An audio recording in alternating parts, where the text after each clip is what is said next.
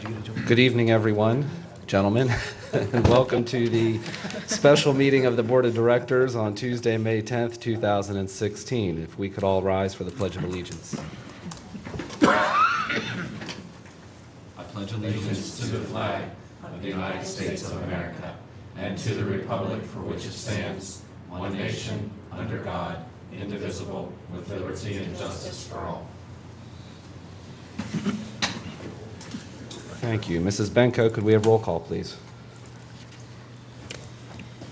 Mr. Rawhauser? Present. Mrs. Maley? Present. Mrs. Herman? Here. Mr. Emig?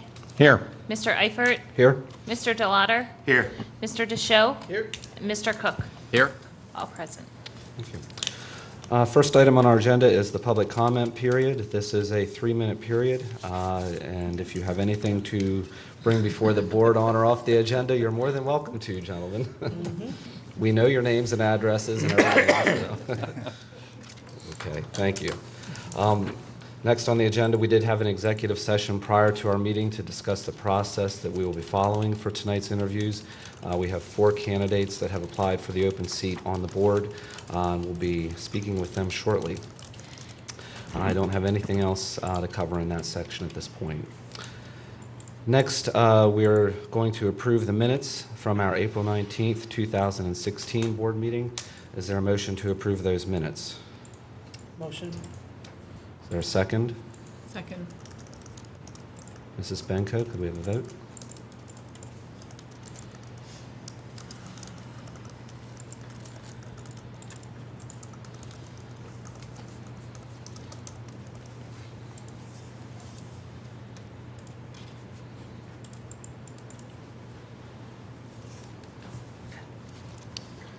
Okay, motion carries. We now need to approve the minutes of the April 21st board planning meeting. Is there a motion to approve those minutes? So moved. Is there a second? Second. Questions or discussion? Hearing none, Mrs. Benko?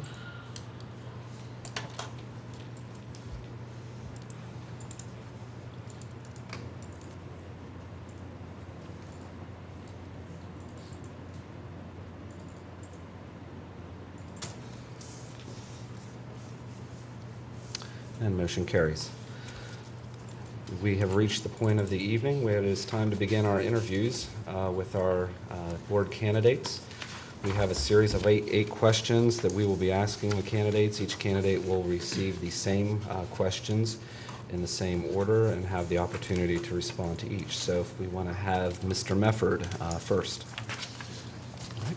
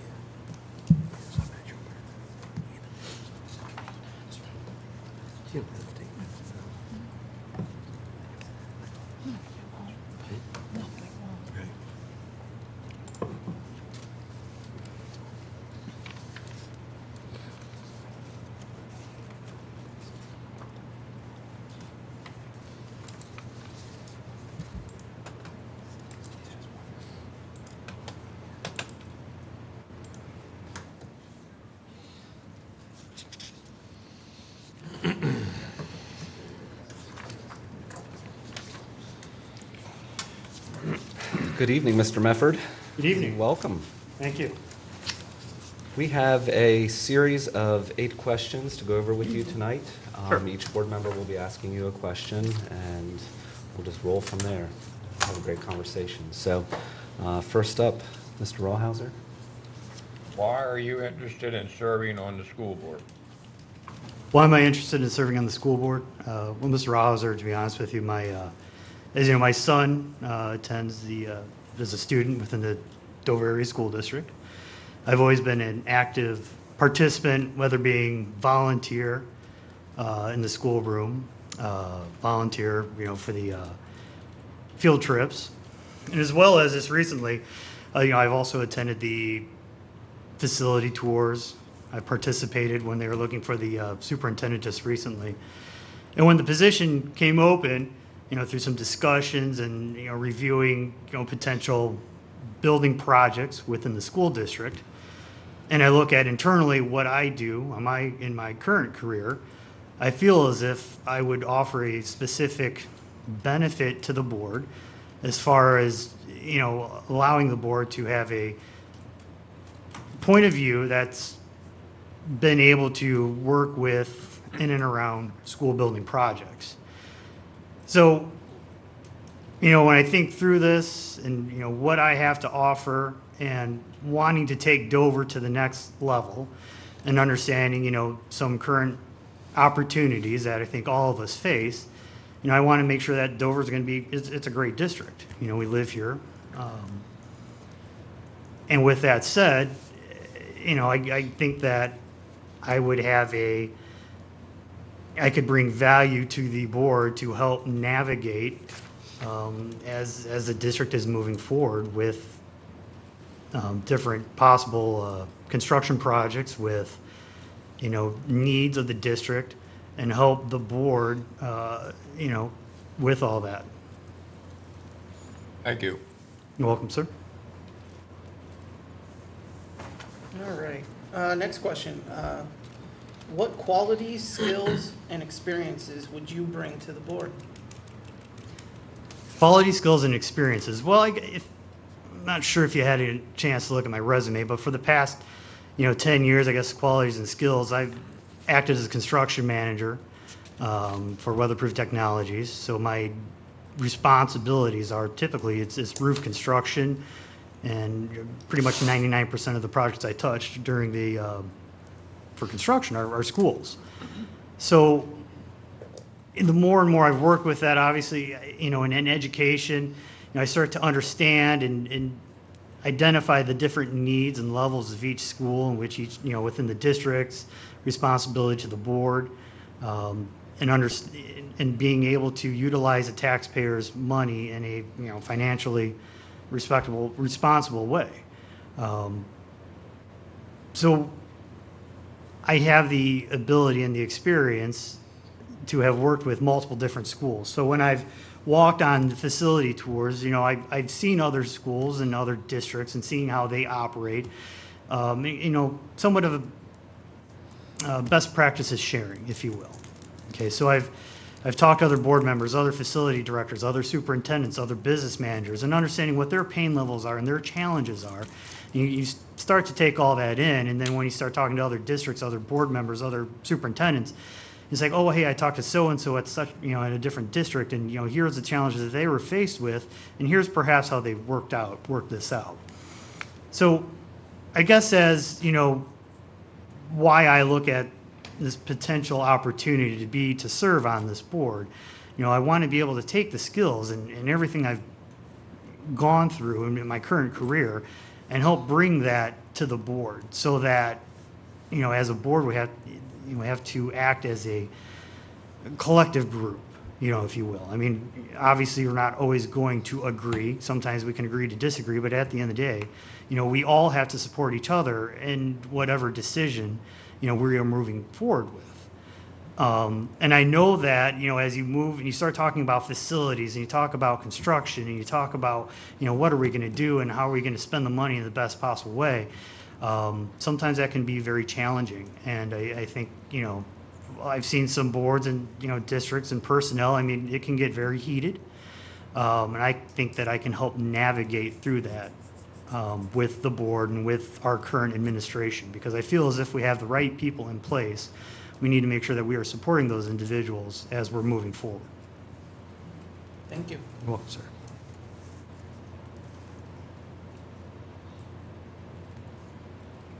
Mrs. Herman? Okay.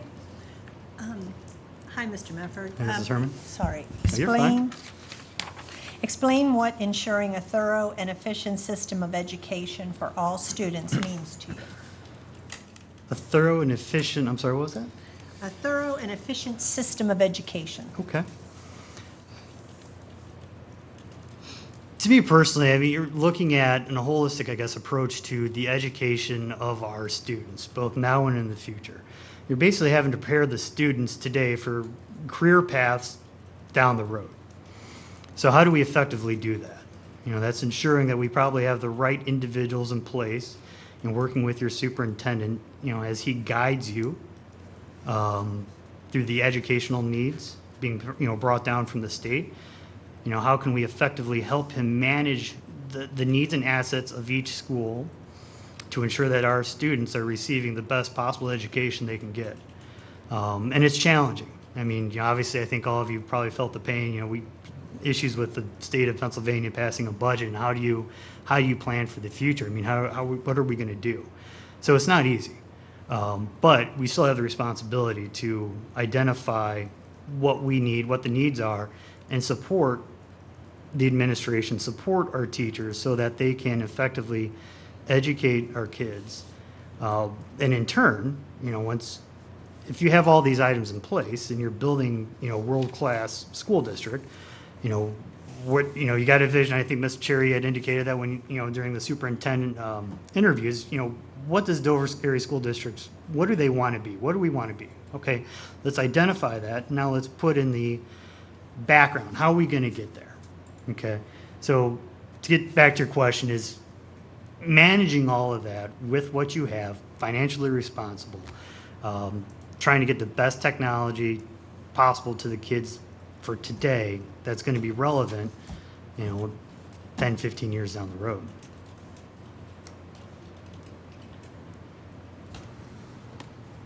Okay. Good evening, Rob. Good Mr. evening. Cook? Describe a major short-term and long-term issue facing the school district and explain how you think Dover should address those issues.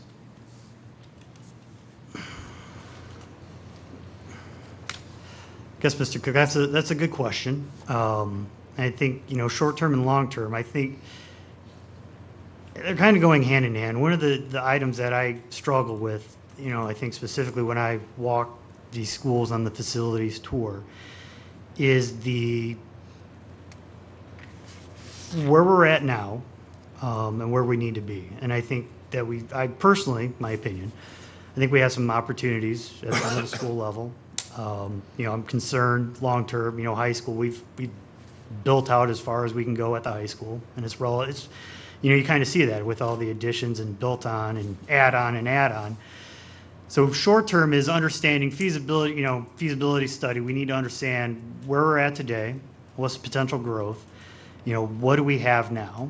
And going forward, how are we going to manage these assets as we look years 5, 10, 15, and 20?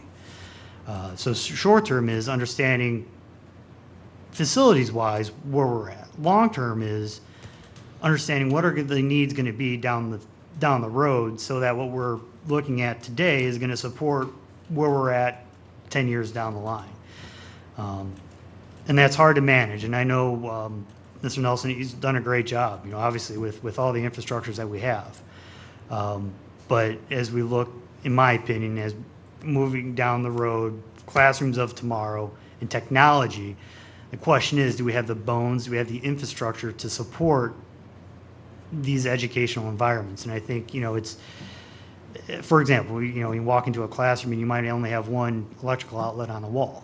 You know, in today's environment, that's unheard of. You know, 10, 15 years ago, that wasn't a big problem. But today, I mean, you've got projectors and computers and laptops and iPads. And so it's being able to modulate, you know, configure that space accordingly.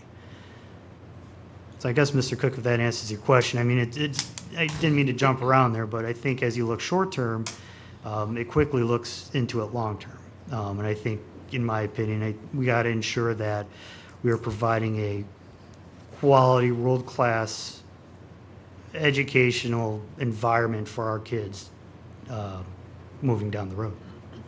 Thank you. You're welcome, sir.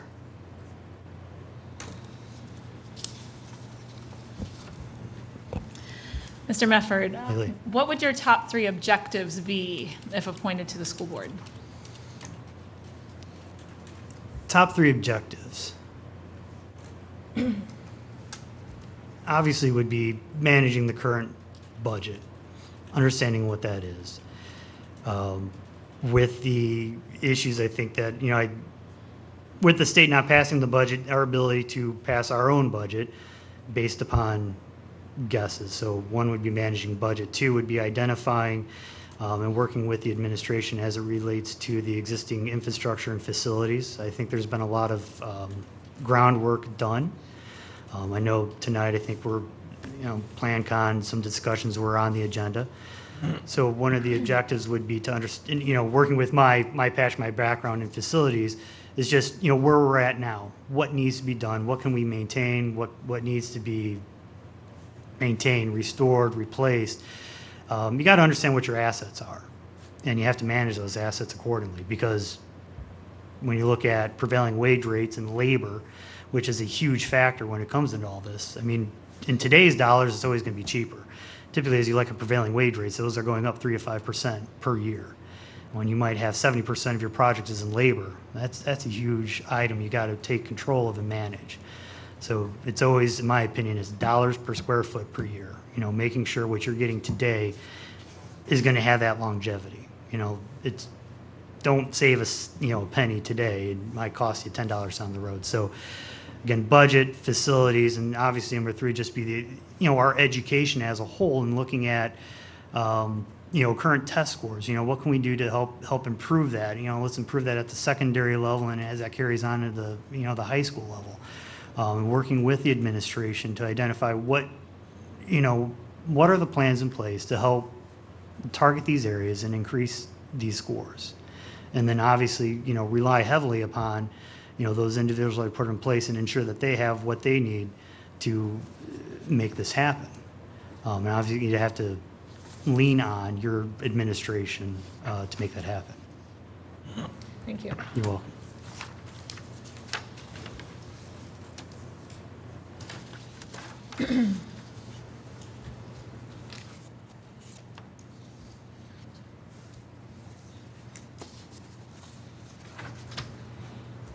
Good evening, Mr. Medford. How are you? He was good, Mr. Lauder. How are you, sir? I'm doing great, thank you. Outstanding. You and another board member have opposing views about a major issue, and you both feel very strongly that your position is the correct one.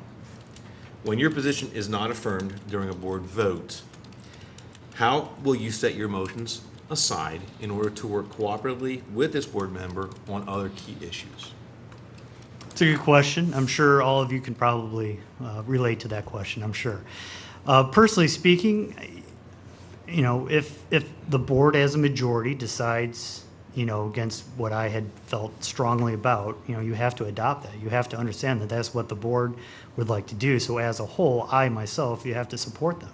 You'd have to support the board. I might, personally, deep down, I might disagree, but ultimately, I have to agree and have to understand your position a little bit better. Let's help me understand. I would go to that board member, so help me understand, what is the end goal? Sell me on this idea. Understand, the board I have to support the board as a whole. So if that's the decision, I want to make sure I understand it fully so I can embrace it and talk intelligently to it. Last thing you want to do is show disconnect, I think, as a board, especially in the public view, because that's the worst case scenario. You have to act unified. Now, obviously, there's always going to be disagreements, and I think that's good. Obviously, you want to have those discussions because that's how everybody learns. I mean, you have to be passionate. Obviously, you want to sell your side of the point of view, but if the board sees that differently, you have to understand that, you have to own it, and you have to take ownership of that decision and work as a team.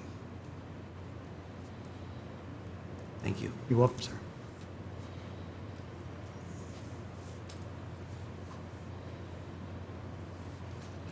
Good evening, Mr. Medford. Thank you for coming out tonight. Thank you, sir. If you were faced with a tough issue as a board member, such as raising taxes or cutting programs, what kind of data would you need to help you make your decisions? If we're raising any and all data, obviously that would be available, Mr. Iming. I mean, you would want to look at, what are we trying to accomplish? is it something that needs to be done? We looked at, what are the budgets? What are we looking to accomplish? I would rely obviously heavily on, your business manager, your superintendent, the teams in place that are in charge of gathering those data points and ensuring that those data points are shared with the board so that you can make an educated decision as to why you may or may not have to raise taxes. It's not an easy decision. I know, nobody wants to do that, but obviously there are reasons why those things need to happen. And you'd have to stick by your convictions. And if the board agrees as a whole that, let's say for an example, that we had to raise taxes, then you have to support that decision and communicate that to the public. So again, Mr. Remick, it would be understanding who those individuals are who are in charge of owning those pieces of data, right? Because if you have your the firm in here that was last week presented the budget, if that's their primary role, you have to rely on them to ensure that they're providing you with what information you need to make that decision. And then obviously working with the board and those members who may have strengths in those areas to help understand what it is that we're going to do and what are the pros and cons of those decisions. Okay. Thank you, Mr. Mefford. Well, sir. Mr. Mefford, how would you address the problem of rising property taxes while still finding funds for academic and other pertinent costs? How would I defend that? How would you address the problem of rising property taxes? Well, again, I think when you look at rising property taxes, as a whole, the cost, let's say, if you look at this as a business, the cost of doing business obviously increases on a year-to-year basis. Teachers obviously need to be compensated due to, inflation rates. You have your retirement PSERs that you have to fund into, and that's always continuously growing. So the ability for the district to operate, just to operate, those are costs associated, and those always continuously increase. So how are you going to fund that? And obviously, you have to look at where are you getting your money from. So you need to plan accordingly so that you're probably not hitting in the community with one hard hit. How can you spread that? How can you plan? And again, it all goes back to planning, I believe, as far as what is my past year's operating expenses? What am I looking at moving down the road in the future? What are some possible future expenditures?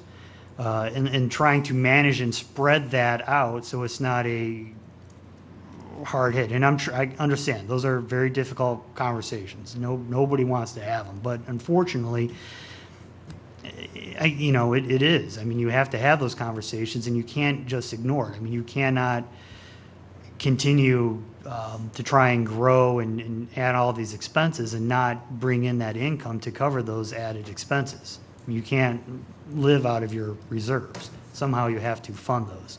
And when you look at budgeting from the state, that's a huge, in my opinion, a huge problem. And I think moving forward, it's, how are we going to effectively manage that? So again, trying to manage the expectations, educating the community as to where we're at, where we're going, and showing them that we're trying to the best of our collective efforts, manage this district in a frugal way, and still meeting the needs of the district and meeting the needs of our kids. Because at the end of the day, it's about the kids. You have to provide an education to these students.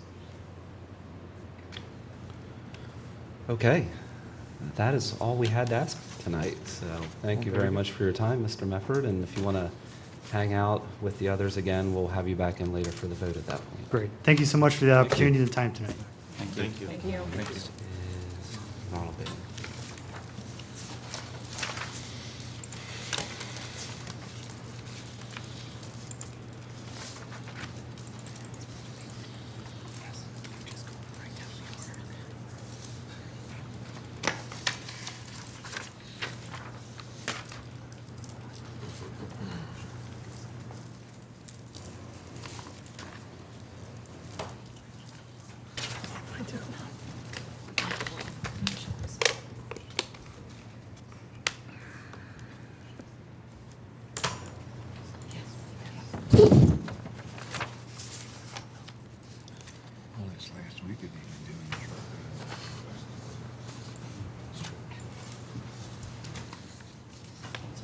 flood it out, drown it out first. Rained about 4 inches last week. Where? My house. You're always lucky.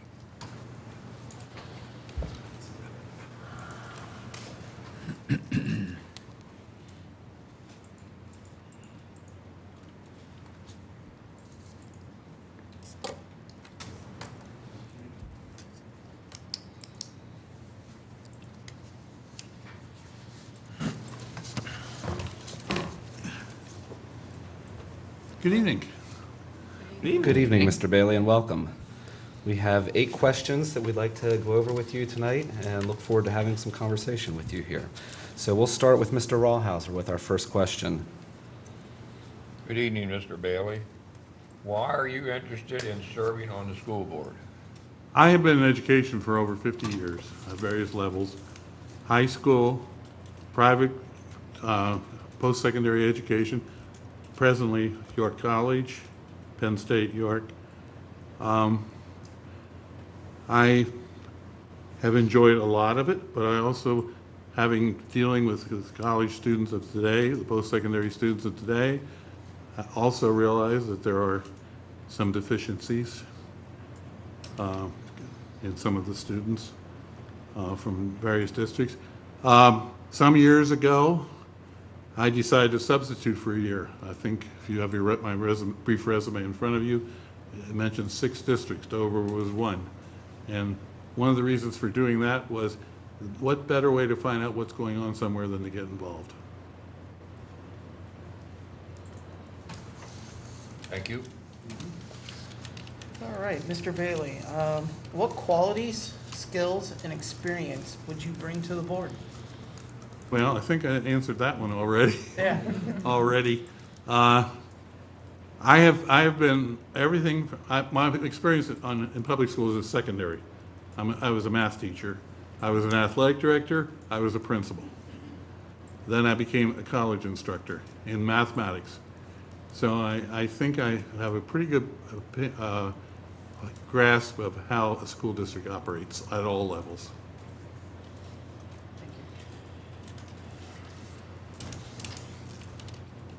Hi, Mr. Bailey. Good evening. Explain what ensuring a thorough and efficient system of education for all students means to you. First of all, Obama's No Child Left Behind is impossible to fill. Every student is not going to be successful. You need to ensure that the opportunity is there for every student to be able to. Whether they will do it or not is another story. Particularly at the high school level.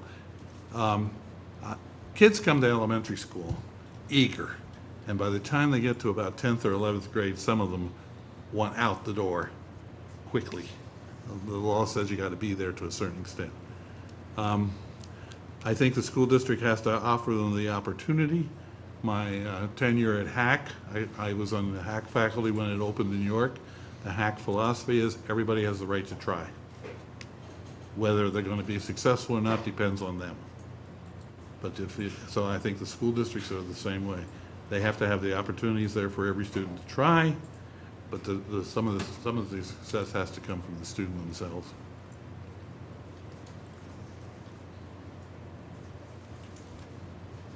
Good evening, Mr. Bailey. How you doing? Jumping around here. Describe a major short-term and long-term issue facing the Dover School District and explain how you think this school district should address that issue. Well, you just got through, in the last couple of years, 2 short-term situations. One was the creationism teaching, and the other was the withdrawal of Washington Township from your school district. I think those both have been resolved. I'm not so 100% sure. I realize that the people in Washington Township could still, I believe, file a petition. And I'm trying, but those are things that you've created. I think one of the things that you're faced with in the near future is what to do with the present high school building. Some of that building is definitely very antiquated. Some years ago, it's been a while back, I was on 6 substitutes lists. This district was one of them. And that was because I wanted to find out what was going on in the high school. And my philosophy was, what better way to find out than to walk into the buildings and be part of them. I was still at York College also. And I discovered that the older part of your building at that time was just what it says, older. And I don't know that part has been much done to it. All things. You've done a terrific job with the elementary schools. Of course, you have a fairly modern middle school, but now I think you still have that issue ahead. And unlimited funds, of course. You have the limited funds to work with. You have to decide. I think I answered one of the questions on the sheet by saying I think you have 3 alternatives. One is to build a totally new high school. One is to remodel parts of the old one or replace it. Or a third possibility is switching buildings. You could put 2 grades in there in the newer part of the high school and add to the middle school and make that the high school. Long-term issues? Well, I don't know where education is going on the federal and state level. If I would look 20 years ago to today, there are some things that I think have gotten by the wayside. I am, as far as curriculum and knowledge, I'm a traditionalist. 2 and 2 are still 4. And I don't think you need to be able to push a button to do that. I think, and employers today are, I know also from the college level, they're sometimes reluctant to hire our graduates because they don't feel they're prepared to either do the work or learn to do the work. And one of the big problems schools face is trying to educate the kids to, first of all, show up. I'm a senior citizen, and there are lots of employment situations for senior citizens. And why are there? Because the teenager of today is not dependable. That's something I think the schools need to try and work on. I don't know exactly how they need to do it, but I think as a long-term goal, I think the students have to become reliable students to be gainfully employed. Thank you. Mr. Bailey, over here. What would your top 3 objectives be if appointed to the school board? I'm a relative newcomer to Dover. I'm only in here now 3 years. I lived in the West York district for a lot more than that. So I think my first situation I would encounter is to find out what's going on in Dover in detail before trying to say. And I don't know if there's things I might find out that are very good, and I'm sure there are, and they don't need change or need comments. On the other hand, there's some things that are up in the air. I have a grandson in your system. I actually have 2, but one goes to Votech now, so he outgrew the 8th grade and moved on to Votech. He's still technically one of your students. I have another grandson who's in 5th grade. And the education that I see them getting is, I think, very good. So I don't know at this point how to answer your question because I'm trying to get a picture of the total layout before making any decisions, any judgments, offering any comments. Thank you. Good evening, Mr. Bailey. Thank you for coming in this evening. You and another board member have opposing views about a major issue, and you both feel very strongly that your position is the correct one. When your position is not affirmed during a board vote, how will you set your emotions aside in order to work cooperatively with this board member on other key issues? The best thing I can do is, if you have children, is say, you pick your battles. And some things you concede and cooperate, and others you still try to work on changing. I think that's true at any level. It's level with your children. That's definitely a level. It's something you have to do. Among my employments, I'm still employed at York College, but I'm also employed with a company called, and maybe you're familiar with them, School Express Incorporated, which transports special needs kids. I was transporting one to the Dover School District, but he turned 18 and dropped out of school. And I know you have an IU class in here in the Dover District. Those kids can be a problem. And do you criticize everything? No, you don't. And you also have to sometimes and reinforce the positives and pick the things you need to concentrate on, because there are some things that maybe you can change, there are other things you can't. And I think as a board, for the public, I think you need to appear as 9 people saying yes to whatever the majority. We just saw a primary election that apparently the majority people don't agree with some of the minority. Should be an interesting fall.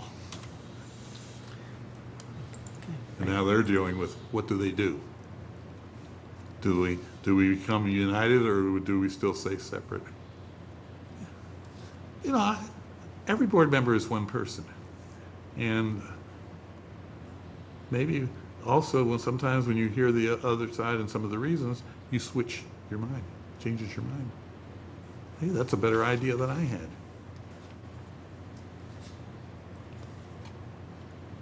Thank you.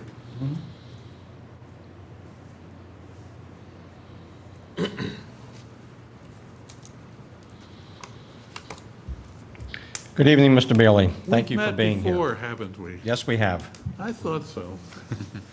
If you were faced with a tough issue as a board member, such as raising taxes or cutting programs, what kind of data would you need to help you make your decisions?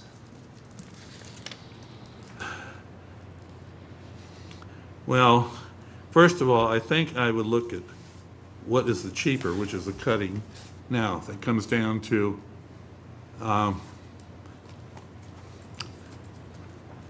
one of my positions, one of my things I did in the past, I was an athletic director, years ago. And I was in charge of doing the athletic budget. And I would get so much money to work with. And I knew full well that when you put the items out for bid, it would come in less than what the catalog price stated. So a lot of times I could look and say, okay, we need to just change this and this, and maybe order a cheaper item of that, and yet we still get all the same things, and we stay within our budgetary boundaries. I think you have to look at, to some extent, what's going to be the best for the most people, or what's going to give you the biggest bang for your buck, you may say. Raise taxes, that's a tough issue. So I know there's a lot of expenses that are fixed, you're sort of caught with. The retirement system issue is a big one, and you didn't pass the increase in retirements. It was sort of foisted on you by the state legislature. If they ever get around to some kind of change in the tax laws, it certainly would help. And eventually, I think it's going to happen, because the public is, you know, it's their dollar, and they're starting to really get, for some cases, pretty rugged about it.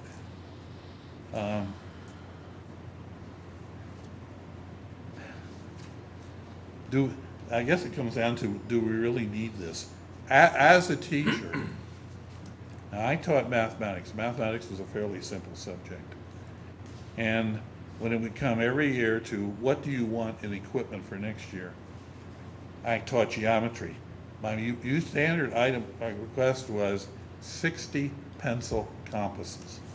And when they all disappear, the students have to provide their own. That's it. But I saw a lot of teachers amassing the stuff that never got out of the closet. because their attitude was, if I don't spend it this year, I won't have the money next year. So do you really need some of the things you're asking for? If you didn't use it last year and you got it, why should you get something this year? Okay. Thank you, Mr. Bailey.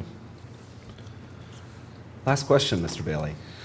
How would you address the problem of rising property taxes while still finding other funds for academics and other pertinent costs? I'm going to answer that by a unique property tax situation that I think would be effective and would help a lot of people. Now this has to come from the state, not from me. First of all, I would be interested in finding the average value of an owner-occupied house in any municipality. Municipality, if you're talking county government or township government, school district if you're talking school district. And say, okay, let's use, for instance, let's supposing the average value of an owner-occupied, not a rental agency, not a business, owner-occupied, each owner gets one house. Let's say in the Dover School District, for argument's sake, we'll keep the figures easy, the average value of a house is $60,000. I would then exempt the first $60,000 of every house, and the taxes would be based on that over it. So if you wanted to live in a $270,000 house, you're going to pay the freight. I think it would satisfy a lot of seniors who feel they're being forced out of their lifetime homes because their homes are on the bottom side. And also would say, okay, to the people, you have a choice. All businesses would start at zero. Now, that takes a change in the state property tax issue. But eventually, the way it's going, school districts are going to tax themselves out of existence somehow. I mean, you can't just keep raising forever and ever and ever. It's a tough situation. It really is, and I realize a lot of the budget of this school district is not of their doing. I was a teacher. I really think personally, and I'm going to trample on people's toes with this, I think teacher salaries, for the most part, have gotten out of line. I have no qualms with the starting salaries. But when a teacher is making close to $100,000 a year, I'm sure you have some of those,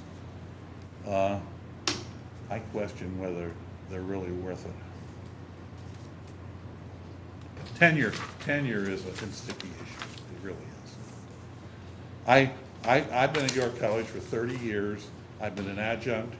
I'm not eligible for tenure, and it never bothered me that my employment could be terminated at any time, but just by simply saying, we don't need you next semester. Okay. Thank you very much, Mr. Bailey. We appreciate your time. We have 2 more interviews to do at this point, so if you don't mind going back to the table again, we'll bring you back in then for our vote later. Okay. Thank you. Thank you. Thank you. Thank you.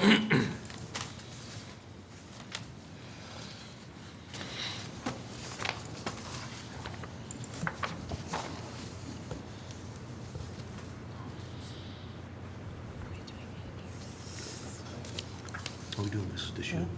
Mrs. Brent. Mrs. Brent, yeah.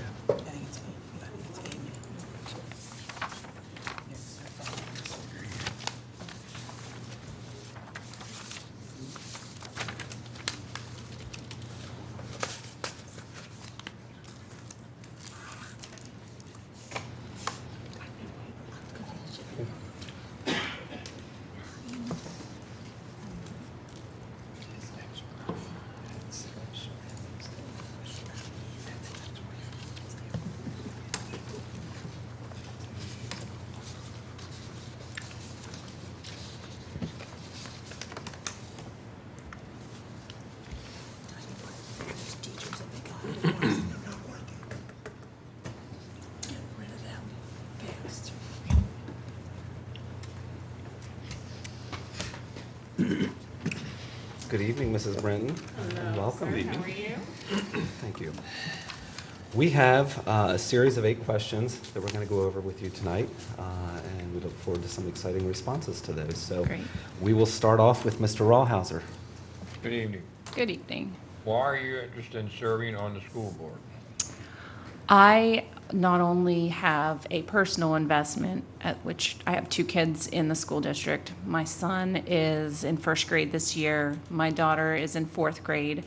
I take great pride in Dover School District. I see the potential that is here, both with the kids, the school board, the steps we're taking to better the school district and enhance the education of our kids. I would love to be a part of that, and I feel I have a lot to contribute so that we can take those ideas and foster the education of our kids and encourage them to flourish.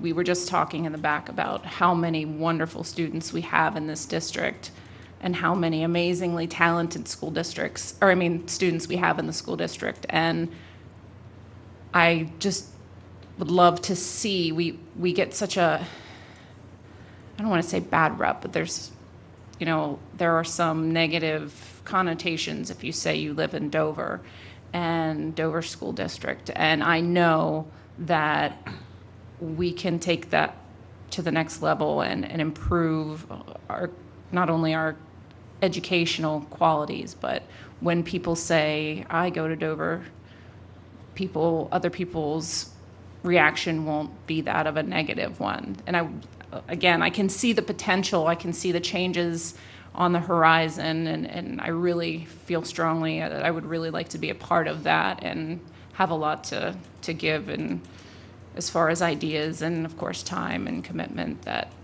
I feel would help Dover School District.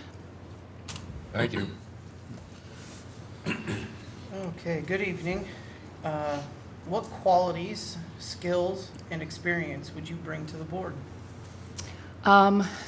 Well, I don't know if you've obviously, everybody has my resume. I've worked with the State House of Representatives for 11 years now. I worked with the local government committee for 7 years, so I'm very familiar with how the workings of local government works. I worked with the School Boards Association, the lobbying group. I've worked with PSEA, so I understand education not only from, well, of course, my background, I guess I should back up and say my undergrad is secondary ed social studies. So I have that educational background, and then in combination with my work experience, I understand things from the point of view of the teachers. I have an understanding of how things work from a local government perspective, and the importance of compromise and collaboration. I was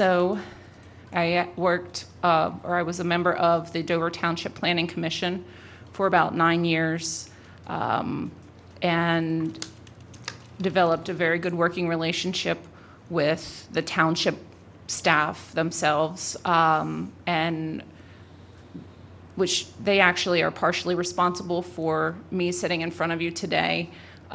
We were in the middle of a meeting, and a proposal for an apartment complex of 253 apartments came before us at the Admire Davidsburg area. I was very vocal in my opinion that this project would be a huge stress on the school district, not only educationally, but as far as the number of students. I had everything calculated out. I was, very impressed with myself. I took 2.5 kids per family and multiplied it times the amount that it would cost per student to educate them. And I said, this is going to cost our school district $1.3 million to educate these kids. And not only that, that's all Weigelstown right there.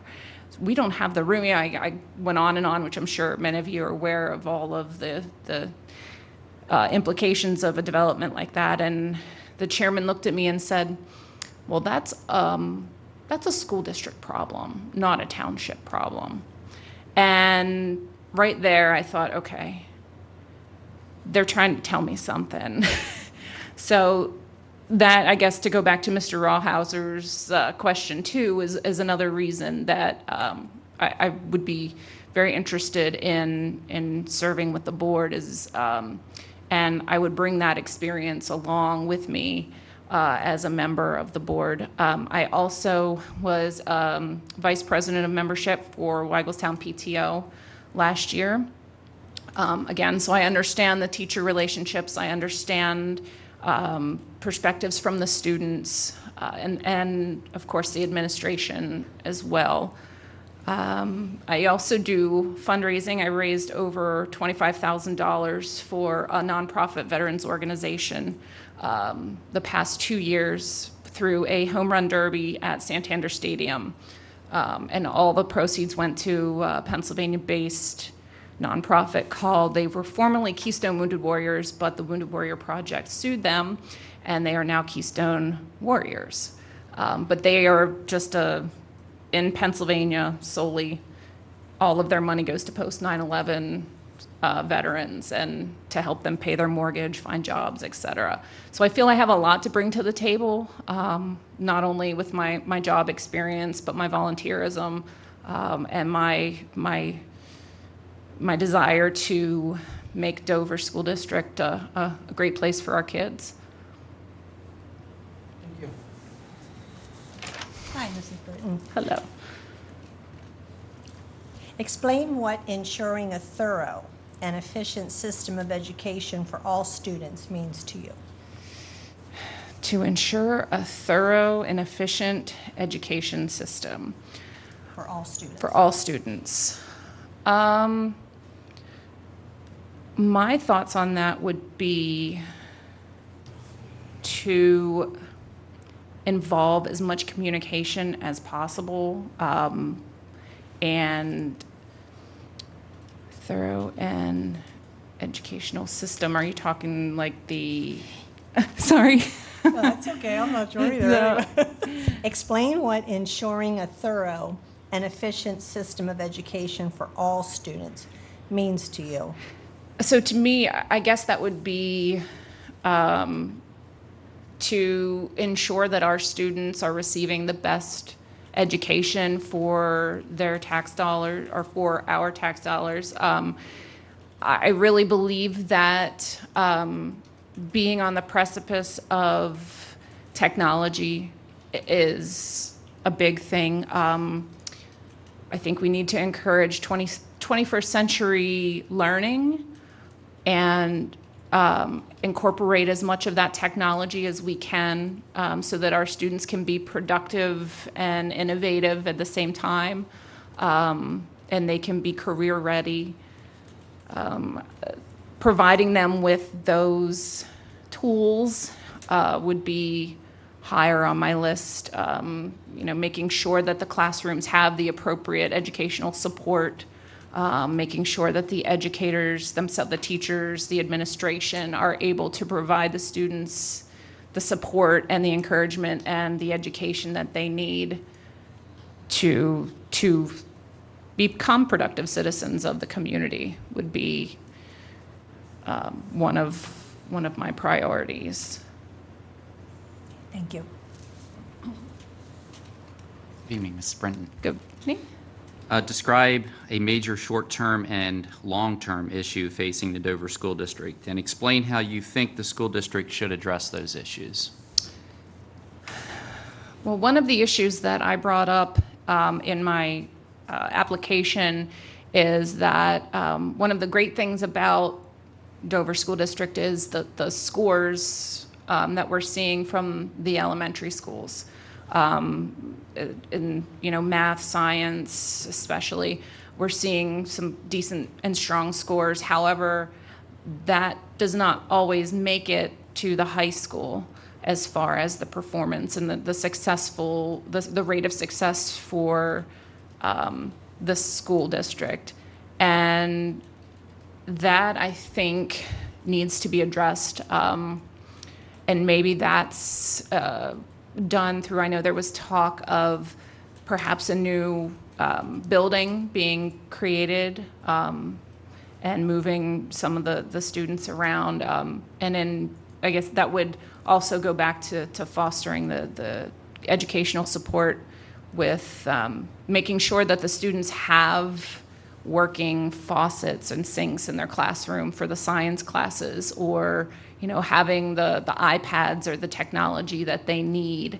And that would be long term, I guess, obviously, if we're gonna solve that by creating a building or constructing a new building, and providing them with, like, again, the 21st century learning would be, that would be a huge opportunity that we could take advantage of to provide our kids with the support that they need for that. As far as short term, I think we're headed in the right direction with the STEM program that we're working on.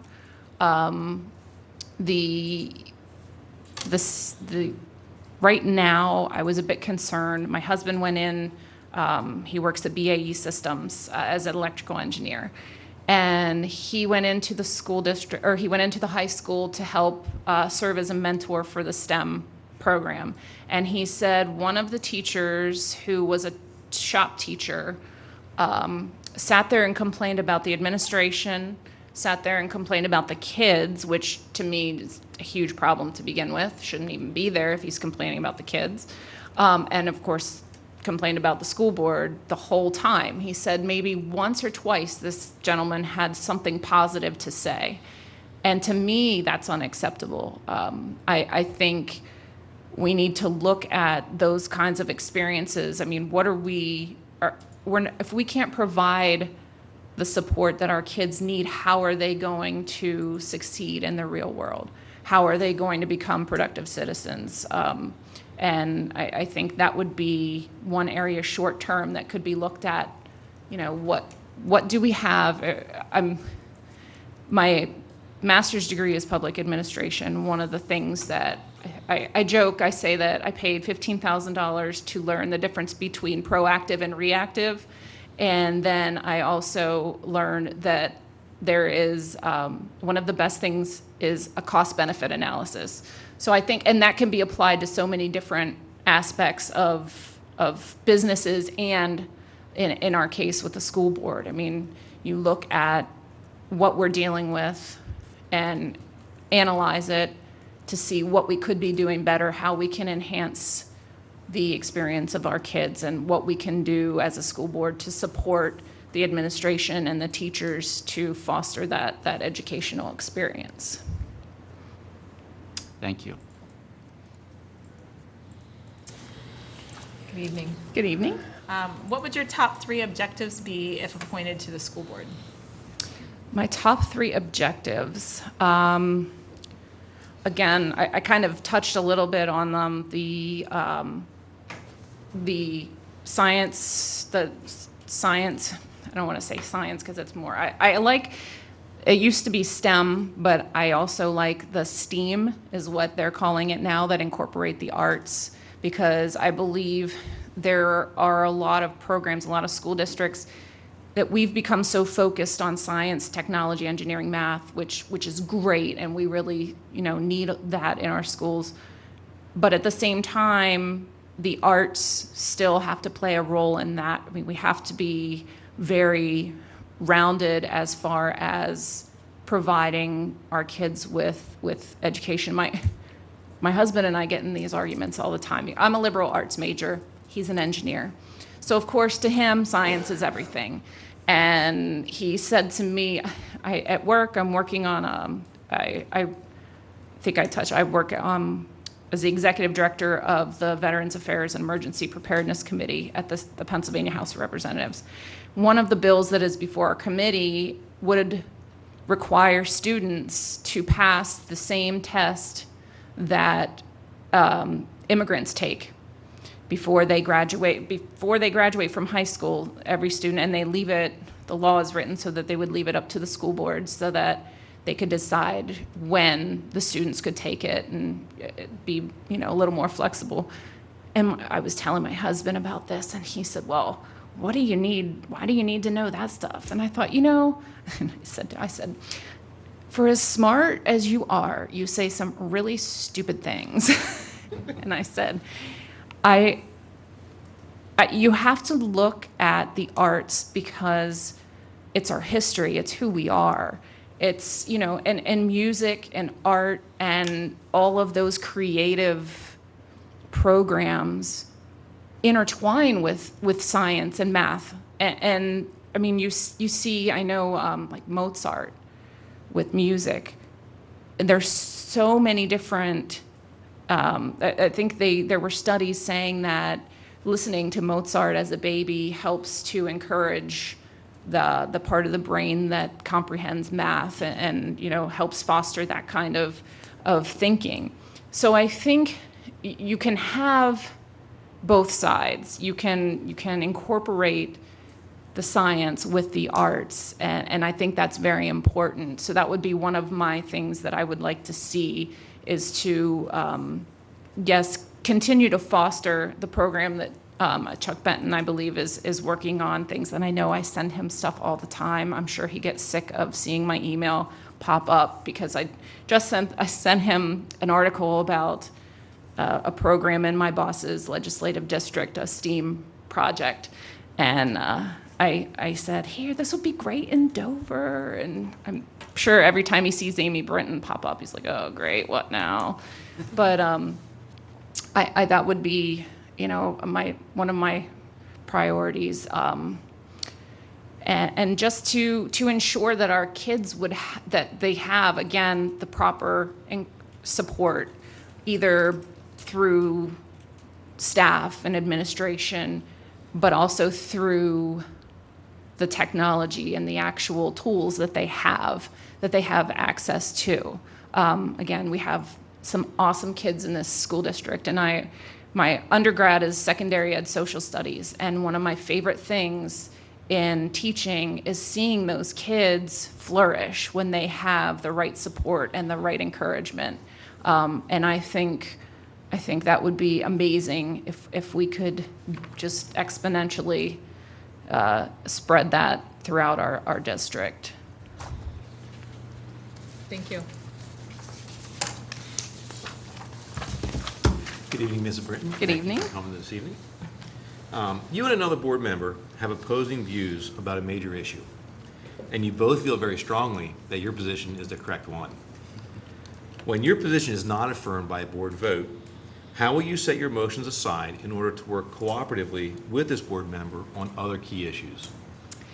Well, I do this every single day. That's part of my job. In fact, I was just working on something today. There's a legislative, a bill that was passed out of the House that would keep the identifying information of a 911 caller private.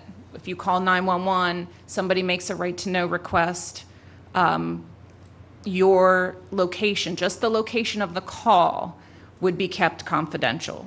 For instance, if a woman was being abused by her husband and runs to her sister's house for, just for somewhere else to go, and she calls 911 about something that just happened, he wouldn't then be able to file a right to know request to find out where she is, and perhaps retribution could come about.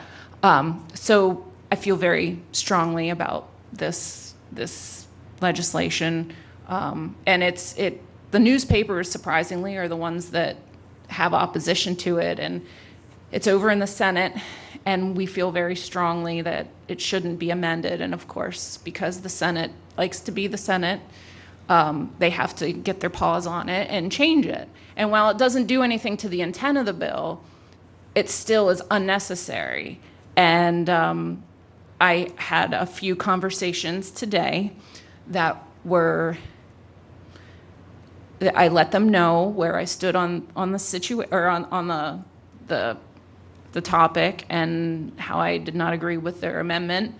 But in the end, it comes down to collaboration and getting things done. And sometimes you do have to set your pride aside. You do have to kind of take a step back to see something get done. The art of compromise is probably one of the things that I do almost on a daily basis. So if something like that were to happen, of course I would voice my opinion as I did the Planning Commission, and obviously they didn't like where I came from, and now I'm here before you. Lucky you. But again, and I think we do need to respect each other's opinions. I mean, we all know that we all come from different backgrounds. We all have different opinions. We may not like what each other has to say, but in the end of the day, we're all here for the same reason. We're all here to improve the quality of the education of our kids in our school district. So, I mean, I would very tactfully let them, what my thoughts are, and if they don't agree with me, then, that's why we have, the board that we do, and ultimately as long as I can convey my opinion in a respectable manner, then my job is done. Thank you. Good evening, Mrs. Britton. Good Thank you evening. for being here. Thank you. If you were faced with a tough issue as a board member, such as raising taxes or cutting programs, what kind of data would you need to help make your decision?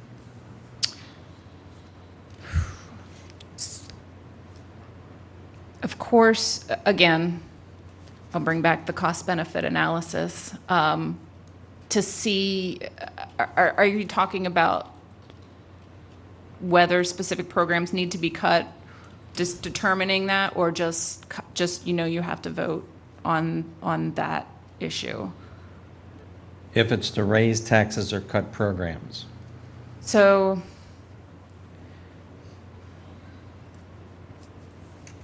you would, I guess, for me, what I would do in that hypothetical situation is look at what is costing us the most. Of course, the cost-benefit analysis, like I said, and weigh that versus the impact that it'll have on a program that if you're taking it away. As far as raising taxes, I'm of the thought that we need to, I'm fiscally conservative Democrat, which I know is like taboo, but I'm very frugal. I will never pay full price for anything, my husband will tell you, which he appreciates very much. So I'm very concerned with getting the best bang for your buck. And I think everything needs to be looked at as far as consolidation, and I mean that in a broader term, and consolidation, getting rid of programs or tweaking things before you would get to that tax increase. Of course, nobody likes a tax increase, and sometimes though that's the only option. But if that were the case, I would make sure that it is worth that vote for whatever it is you would have to raise the taxes for, and make sure that it is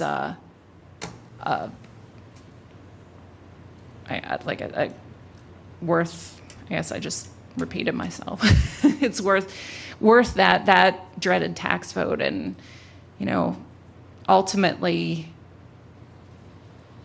we need to ensure that our kids are getting the best quality education they can for the amount of tax dollars that we have. And I mean, Dover is a little deficient in the fact that we have no industry. So we don't really have that much to work with. And, you know, on a daily basis, I hear people struggling, especially, you know, with our governor and the PIT proposal, increase proposal. I hear it every day, you know, I don't have enough money, I can't afford a tax increase.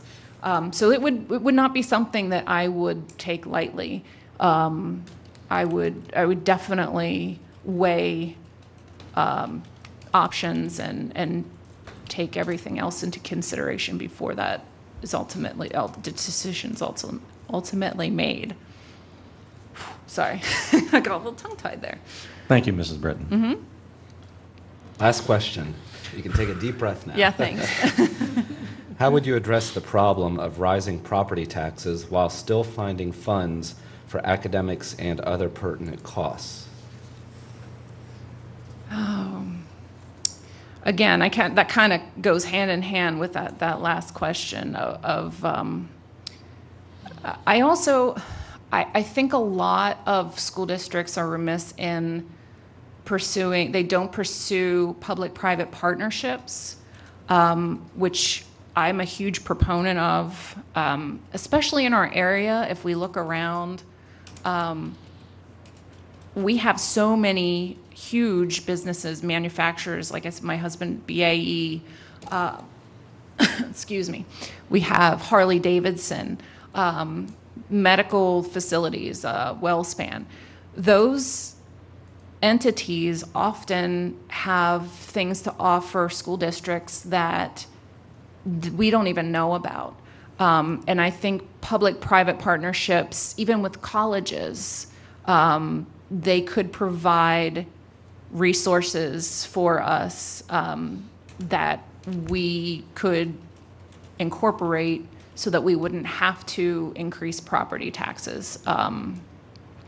And definitely think we should take advantage of things like that. And again, I see that with the partnership with the STEM program that Mr. Benton's working on, and that really is encouraging to me. And that's another thing that I keep, you know, kind of putting in his ear is the public-private partnerships. And I'm sure you're familiar with that too, with, you know, different ways of, I like to think outside of the box as far as that goes.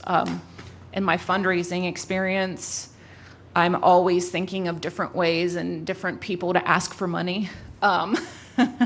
Every time I see a business, I'm like, okay, maybe they would give me some money, or, you know. And I think that as a school board, one of the things we should do is think outside of the box when it comes to that, to try to take advantage of some of these things that may not necessarily be conventional, I guess, and take advantage of that. Does that kind of answer? Did I stray off a little there? You were fine. So. Okay, thank you very much, Mrs. Brinton. We appreciate your time, and if you don't mind going back to the table, Right. we have one more to do, and then we'll you. reconvene. Thank you for your time.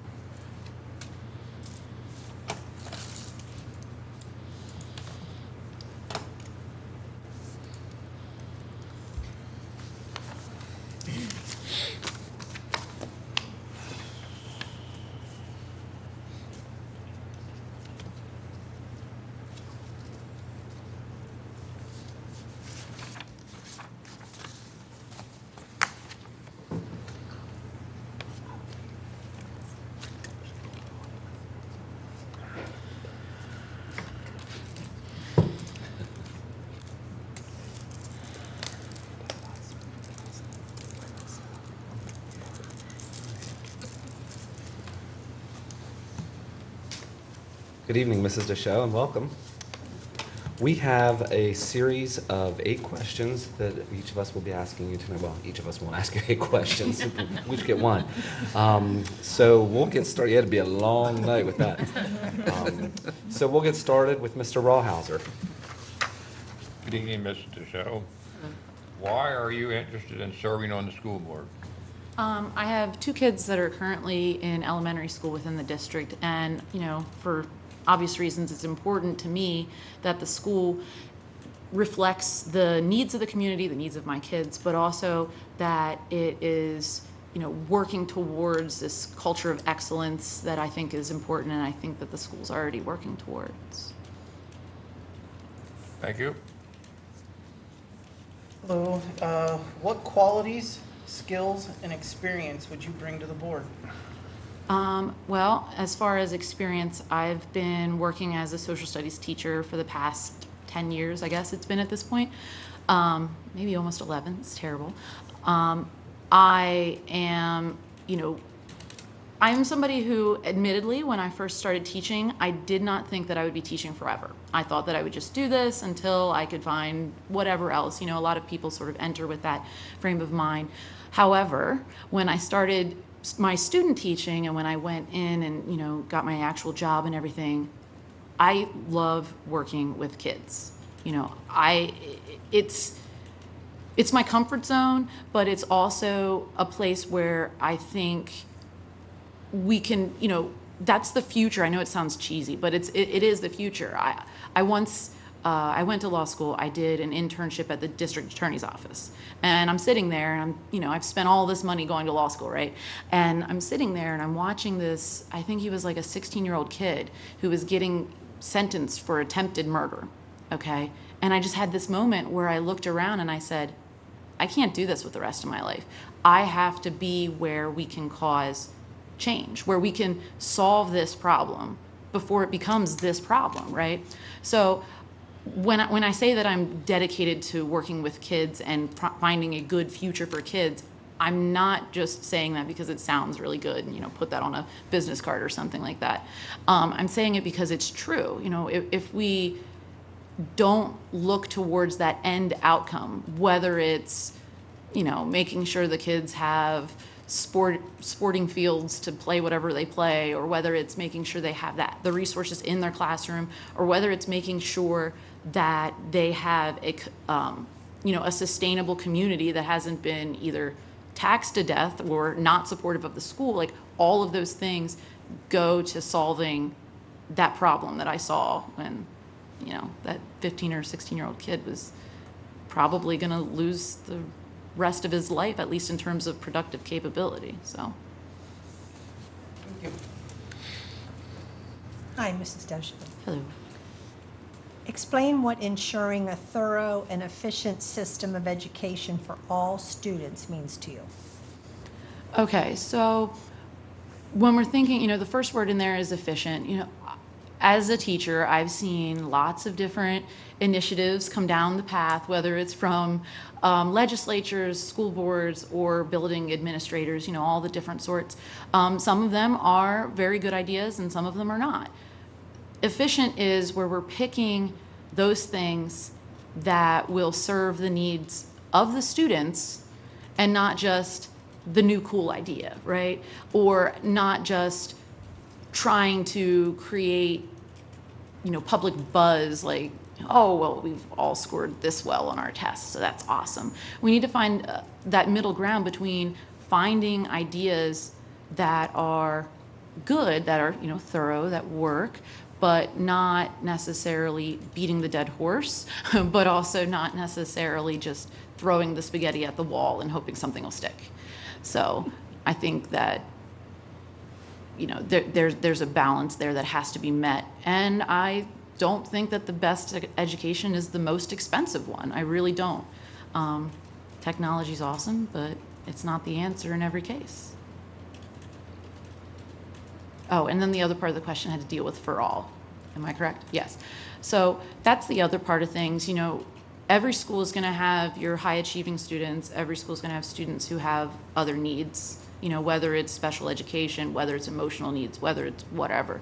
So when you design a program, you can't just look at, oh, well, you know, we have our college-bound kids. Let's make sure that they get to the top. They're important, but we can't neglect the kids that need a little bit of a boost. So you've got to balance that desire for efficiency with inclusion so that, you know, we're not cutting things because we think they're inefficient if they're benefiting some of the population that we're supposed to serve. Good evening, Ms. DeShow. Hello. Describe a major short-term and long-term issue facing the Dover School District and explain how you think the school district should address those issues. So I'm trying to decide if I want to go with short-term first or long-term first. Well, one of the things I think I want to say might be both, but then I guess I'll go back and go more specific if need be. I think that we need to work as a district to create an image that the outside public kind of looks upon favorably. Now, you know, sometimes our school district doesn't always get the recognition for the things that we have that are good.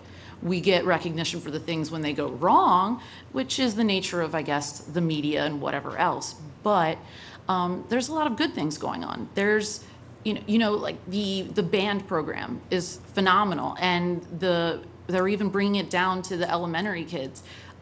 We went to the Fine Arts Night at Libe, where my daughter goes to school, and they had kids doing jazz improvisation, 5th and 6th graders doing jazz improvisation, which is difficult, and they were doing it, and they were doing it well. That's a great thing, and that's the kind of program that I think we should, build upon. Not just that, and of course, you can't just cookie cutter that and throw that everywhere, because that's not efficient and it's not going to work. But we need to build upon that. And so what I'd like to see is a more careful plan to put those positive images out there. And I know there is some attempts to do that, but what else can we do? What else can we do to where not just the people who already are in the know, we're in the know, but the people who are outside? I know from my personal experience, when people are moving into the district where I work, a lot of those parents go to the webpage. A lot of those parents come and visit the school. And I'm sure that that's the same here. Whatever we can do to put the best foot forward, we're not advertising the school, but you are going to be drawing in additional tax base, okay? But you're going to be drawing in other parents who are likewise committed to, a good, sustainable, solid school. And whatever we can do to try to work towards that more positive, more pleasing, more successful public image, I think that that's where we should be going. Sort of short, I don't know if it's a short-term or long-term problem either. We do have a lot of kids who socioeconomically are not where they're in the lower brackets, okay? And that sometimes impacts their performance. So I think that's going to be a struggle. I think it'll probably end up being a long-term struggle, but I am happy to see that the schools have programs in place to try to assist those kids, the Title I programs and all of those other things. So if we could put forth that positive image, but then also make sure that that safety net's there when the positive image isn't the absolute reality, I think that that's the way to go. Hello. Hello. What would your top 3 objectives be if appointed to the school board? Well, I think I already went over one kind of by proxy with the last question. I think that, my husband would probably laugh, but I think the district webpage itself, just it bothers me. I apologize if anybody's personally responsible for it, but I think that it could be more cohesively organized so that information can be accessed not just by parents but by students and by people outside the district. I don't know if that's necessarily a top 3, but it does link into my idea of presenting this more positive image. I've lived in York County my whole life, and I know that people have certain ideas about what Dover is, and most of them are not true. So top objective would be to present that image of the positive things. At the high school, they have a very advanced robotics sort of program going on that I don't think most of the other schools in our area are aware of. And they should be. You know, they should be aware of those kinds of programs. Beyond that, I think that, you know, within the like elementary school, there's a lot of emphasis on state testing, and understandably so. But I also think that there needs to be emphasis just on like increasing student involvement with whatever their interests are, not just we need to pull you out for like intervention time to do reading or to do math or whatever. What if we could implement something to increase like career exploration even at the 5th and 6th grade level? I know they do some things, but I think that could be more placed within there. And then I guess another big goal is improving the facilities because having been in the intermediate school, it needs some love. It needs some love, so. Thank you.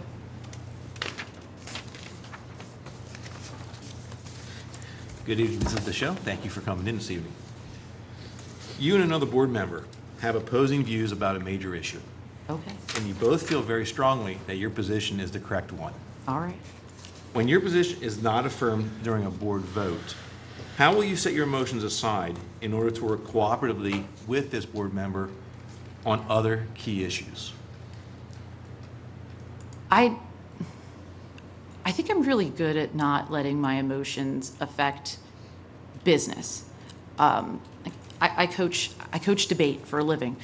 Like that's part of what I do. And so part of what we have to talk about is, okay, you know, kids, you've lost the round, but you haven't lost the war per se, right? You know, there's still more you can do down the road. But even above and beyond that, there's such a thing as being a good winner, right? But also being a good loser. Don't pout. You know, back to everything you needed to learn about life you learned in kindergarten, right? You just sort of move on if it doesn't go your way. You know, you can't just take your ball and go home all the time. So I honestly, I don't have a wonderfully developed answer for that because it's not in my nature to just get so off track by the fact that something didn't work for me and let that affect the way that I deal with another person. Okay. Thank you. You're welcome.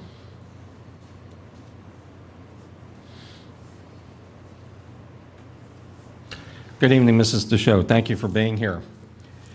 If you were faced with a tough issue as a board member, such as raising taxes or cutting programs, what kind of data would you need to help you make your decisions? Okay. Yeah, those are, I'm trying to think of a way to lump that together so I don't have to explain them differently. But, all right, so let's just pick one of them. If the issue is cutting a program, okay, we don't have enough money, we're going to cut, you know, pick your favorite program, throw it in there. I would want to see, first of all, if there's anywhere else, like what does the overall big picture look like, right? So is the sort of target that's placed on that program, or I guess you could even say that about raising taxes too, like is that the only solution? Before we would raise taxes or before we would cut something, you know, if we were to cut like everybody always wants to cut art for some reason, but like if we were to cut something like that, you know, what are the other solutions? And then you need to go and look at those solutions. And obviously some of them are just not going to be realistic. They're not feasible. You know, they're just the other options. But determining of those solutions, what are the feasible ones? And then trying to figure out what the costs and the benefits are of each of those possible solutions. You know, you could cut art or you could cut music or something, right? But why? Like why one or why the other? There has to be a clear, you know, reason, a clear warrant, clear evidence to show that that is the best option and that no other option would get you the same sort of outcome. So at the end of the day, you would want to see, well, what are you trying to get to? It's budget, right? So we need to balance that budget. What else can we do? Okay. You know, like, I mean, I know in my district, we've had various issues in the past and there's been a lot of different and creative solutions to solving budget issues rather than just, you know, slicing and cutting programs or rather than raising taxes. So you got to sort of try to find what are the possibilities and then build a consensus with people around that if you can, you know, teachers included, because I think that they also, you know, can play a role when it comes to the budget stuff too. Thank you, Mrs. Deschelle. Last question. How would you address the problem of rising property taxes while still finding other funds for academics and other pertinent costs? So, can you say that again? Similar to the last question. Okay, I was just, How would you address the problem of rising property taxes while still finding other funds for academics and other costs? okay, so a couple of things. You know, no one likes their taxes to go up. I don't. You know, we own our house. We don't want to pay more. But sometimes you are going to have to do that. I don't think that it should be the first choice, because if you always just go straight to the big gun, then no one's happy, including the people on the board, because I assume you will also, you know, be the ones paying taxes as well. So that's one thing. I think the solution really lies into being creative. Again, I have to speak of the experience that my district has with these things, because that's kind of where I come from. I know at my district they wanted to put turf on the football field, okay? But this is expensive. I don't remember the cost, but I know it was, to me, I was like, oh my goodness, I didn't realize that fake grass was that expensive, right? And so what they did is they sort of created a foundation, and they funded the large portion of it through, I mean, they had like chicken barbecues, and they did car washes, and they did, I think they raffled a car off, like Apple Ford or somebody like donated a car, and they raffled it off for like $50 tickets or something like this. And so, you know, that's not a traditional way. You certainly don't want to have to keep the lights on by chicken barbecue. But if it's a question of, all right, well, we need, I think for our sports field, it was like maybe $1 million. I don't know. I'm sure somebody here knows more what it is. But if it's an amount that you can get to through a creative way that doesn't involve, you know, getting rid of somebody's art class or or raising some guy's taxes, you know, if we can find a creative solution, why not? You know, why not do that rather than just go straight for everybody's wallet through the tax man? Okay, that is it for our questions. So we need to bring the other candidates back in, and we'll move forward. So we're just going to have a seat. We'll plug ahead. Thank you.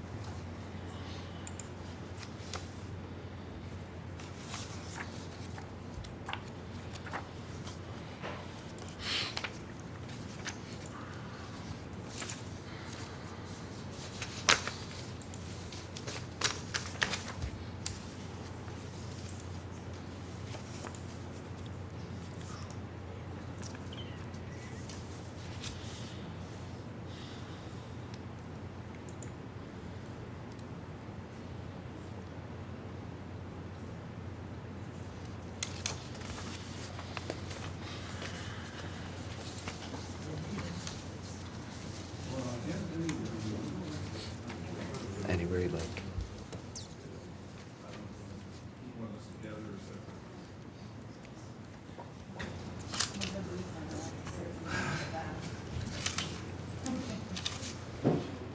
Our audience just doubled in size.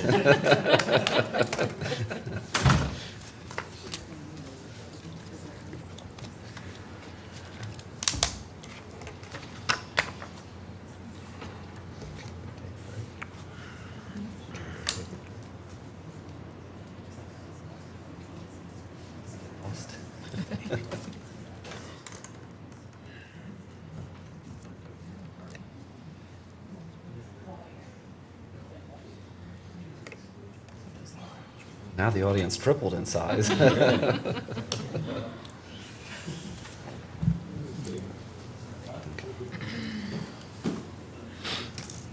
Okay, ladies and gentlemen, I want to thank all four of you for stepping forward and being willing to put your name out there for this opportunity. This is an incredibly difficult decision because we have four incredibly qualified people in front of us. You all have fantastic resumes, great thoughts for the district. Very impressed with what I heard tonight. So thank you very much, for coming in and putting yourself out there for this. Are there any board members that would like to add anything tonight before we move into our vote? Yeah, I want to echo your comments here and say, man, I'm glad I didn't have to go through that process. I'll go through an election 100 times before doing that. But again, I agree. I think for me, it's going to be an incredibly difficult decision because again, I think that we have four people that I think would add tremendous value to our board and our district. And my hope is that if you are not the one that are chosen, I would highly encourage you to please continue to be involved, help us out as a district to help us move our district forward because we're all in this together, as they say. So again, thank you. To Mr. DeLauder's comment, if you are not chosen, February is here not too far from now, and that's when you can sign up to run in the election at that point. So, anybody else? I was going to echo those same thoughts. Just looking at your resumes coming into tonight, I was like, how are we going to decide this? And you didn't disappoint in answering the questions. I know that's a very, very tough spot to be in, to have those questions thrown at you without any forewarning of what you're going to answer and to be able to come up with good answers there. That's a tough position. I feel for you. That having been said, just thinking about how you vote for someone, I'd echo Chuck's comments there that it's not long, that, should we not vote you in this position, there is an opportunity for, an election that's coming up next year. And, so I hope you would seriously consider that. Some of the members that are sitting here tonight have gone through that process and actually are here as a result of, the interest, just like you're doing. So this isn't a be-all, end-all type night, I hope, for any of you. That having been said and knowing that the tough decision, thinking about what's important to me, and maybe just speak to the rest of the board as well as you folks, think back to what it was like when I was in school, and I think what it was like to what my kids experienced when they were in school, which, the youngest one graduated last year. So their educational experience was a lot different than my educational experience. And even as short term as one graduated last year, I see some of the directions that we're going right now. And I wonder what it's going to be like in another few years. There's a lot of forward thinking that is going on right now in our direction. And it's attributed to a lot of forward thinking people in our administration and us as a board. We're thinking, what is coming? We heard a lot tonight about what our kids need to be ready for career-wise, and the things that served us well 25 years ago may not quite, serve us quite as well now. And, just the technological advances that we've seen, it's almost scary to the point of, it makes you really stop and think, and where are we going to be in another 5-10 years? What are we going to have to do to meet the needs of the kids that are now teaching me how to use the iPhone and, and all those sorts of things. So looking ahead, what's important to me tonight is to try to choose someone to continue that forward-thinking mentality that we're on right now. And, all of you shared, some interest in that forward-thinking, planning ahead, looking ahead. And so that doesn't easily narrow it down by any stretch of the imagination, but that I thought I would share with you that, this is something that I feel we as a district are moving in that direction, and I hope we can continue that, as we continue to fill a seat here that we all need. Anybody else? Yeah. What I noticed was that you're also qualified and but you each have something really special. So it's like, I wish I could take a piece of and mold my own person here. Something that's, you all have something that's so vital to what we need. And that's another thing that makes it so difficult, that you're so qualified. It is so exciting to see that there's people that are so concerned and about our district and so qualified to be here to help us out. Only comment I'd make is I thank all of you for applying.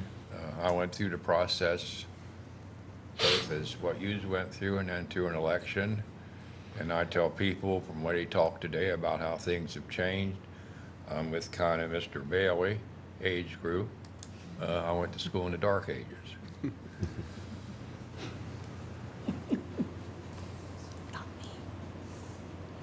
Anybody else? Okay, if not, we'll move forward then. I would entertain at this time a motion to open the floor for nominations. I'll motion. Do I have a second? Second. I have a motion and a second. Is there any further discussion? Hearing none, all in favor say aye. Aye. Opposed, no. Motion carries. The floor is open at this time for nominations. I'd like to nominate Tiffany Deschaux. Am I pronouncing that correctly? Deschaux, okay, thank you. I've heard it pronounced a couple different ways. I wanted to make sure. Okay.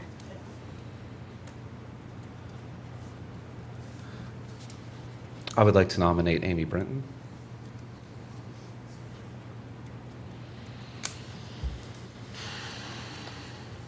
Are there any other nominations at this time? Okay, hearing none, I'd entertain a motion to close the nominations. So move. Do I have a second? Second. I have a motion and a second. Is there any further discussion? Hearing none, all in favor say... I'm going to abstain from this vote Okay. due to my wife being one of the candidates. Okay. Thank you, Mr. Deschaux. Okay, hearing none, all in favor say aye. For the motion. Aye. Aye. Okay, opposed, no. Very quiet group. Okay. Contemplating.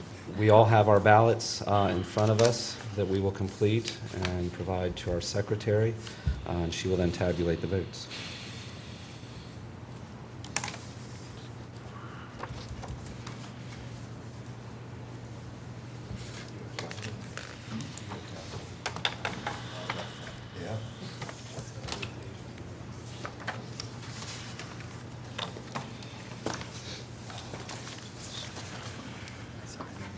That's quite all right.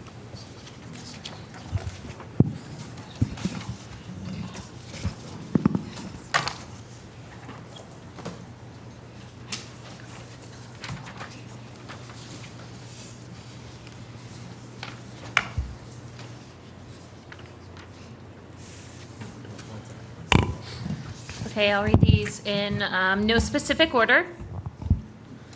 Mr. Rawhauser voted for Amy Britton.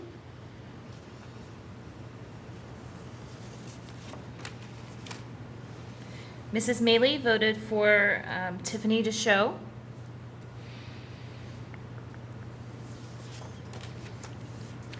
Mr. DeLauder voted for Amy Brinton.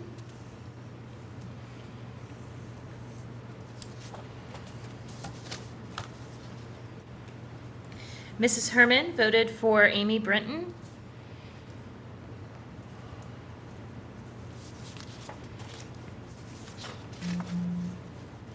Mr. Cook voted for Amy Brinton.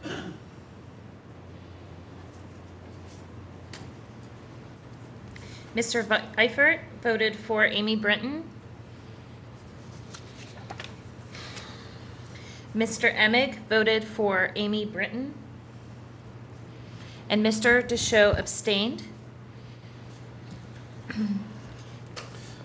With a majority of the vote, with 6 votes cast for Amy Brenton, we'd like to welcome you to the school board. Congratulations.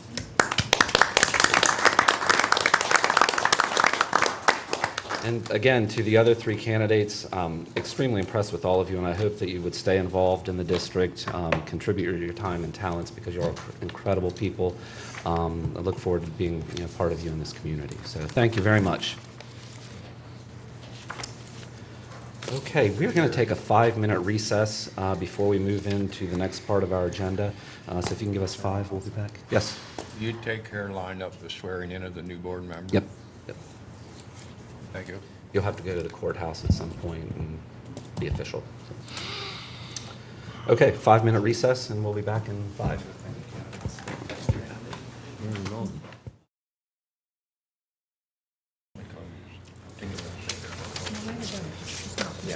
Okay, we're all back. Thank you, everybody. Next on our agenda is to discuss a feasibility study that has been updated by Crabtree Rohrbaugh and Associates. I believe we have some representatives from there to talk to us a little bit tonight about this study. So, gentlemen, I'll turn it over to you. Thank you. My name is John Badillo. I'm with Crabtree Rohrbaugh and Associates. I'm a principal of the firm and an architect. And tonight is also Doug Rohrbaugh. I guess I took your thunder. That's fine.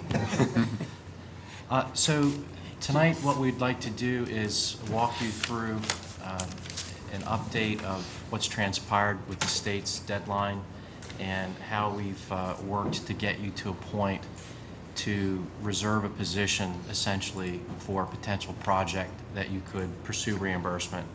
And that's really what this whole effort is about. Between the study effort and the actual application, the intent is to secure your position before the May 15th deadline, which the state has just established about 2 weeks ago.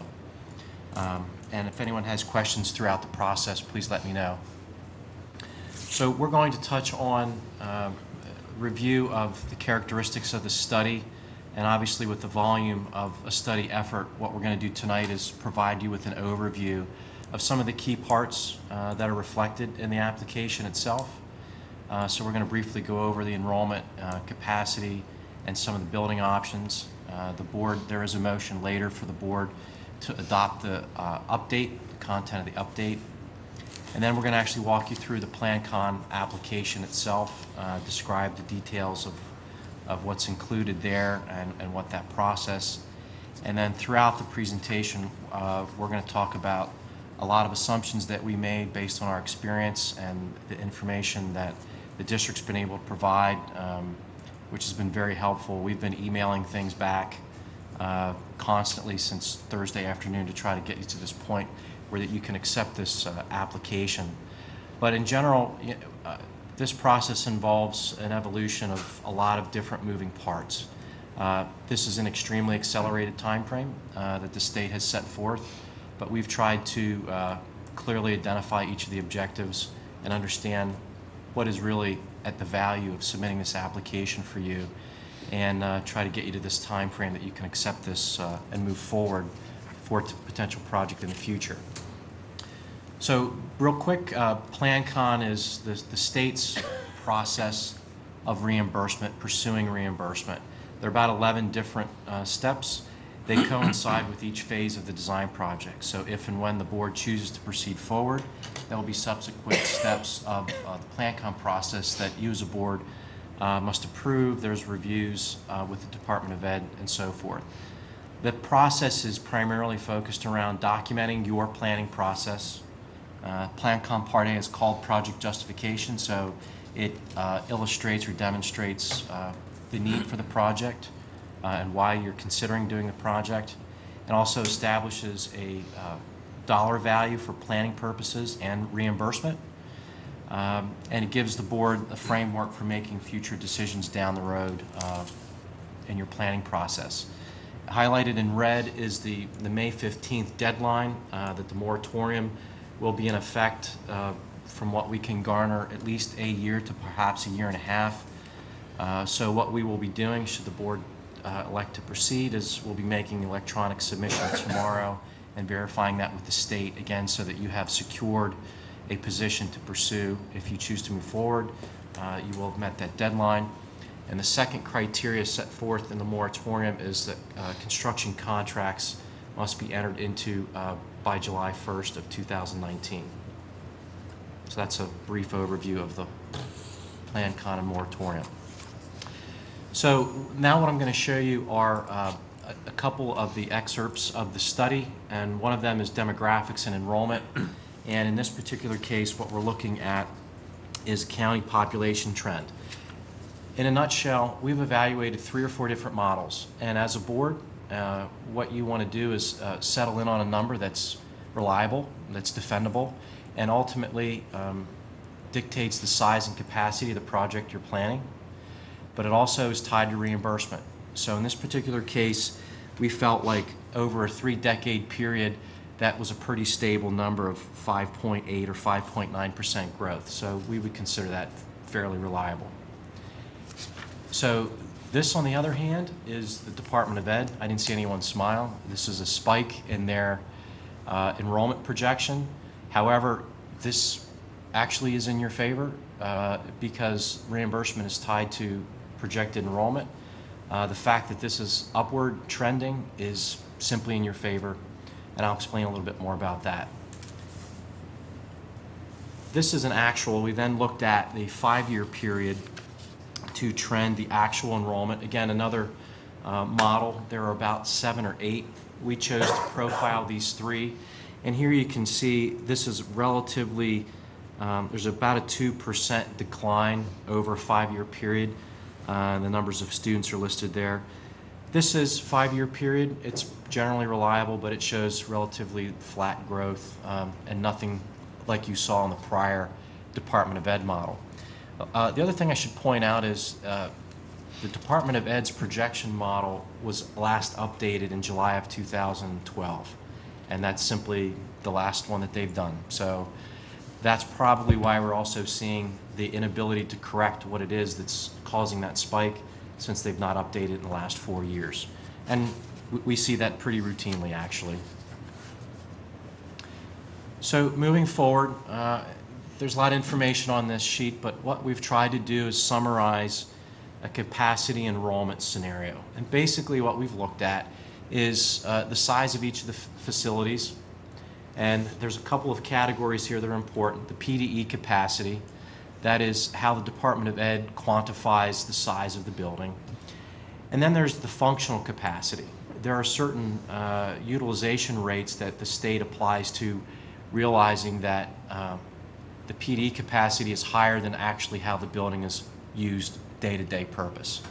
So we simply looked at your current enrollments, the size of the buildings, the relationship between the PDE capacity and the functional capacities, and to the far right is now that highest projected enrollment. That's the Department of Ed's highest projected enrollment. So in the elementary grade group, there seems to be adequate space. There's really no issue in that category.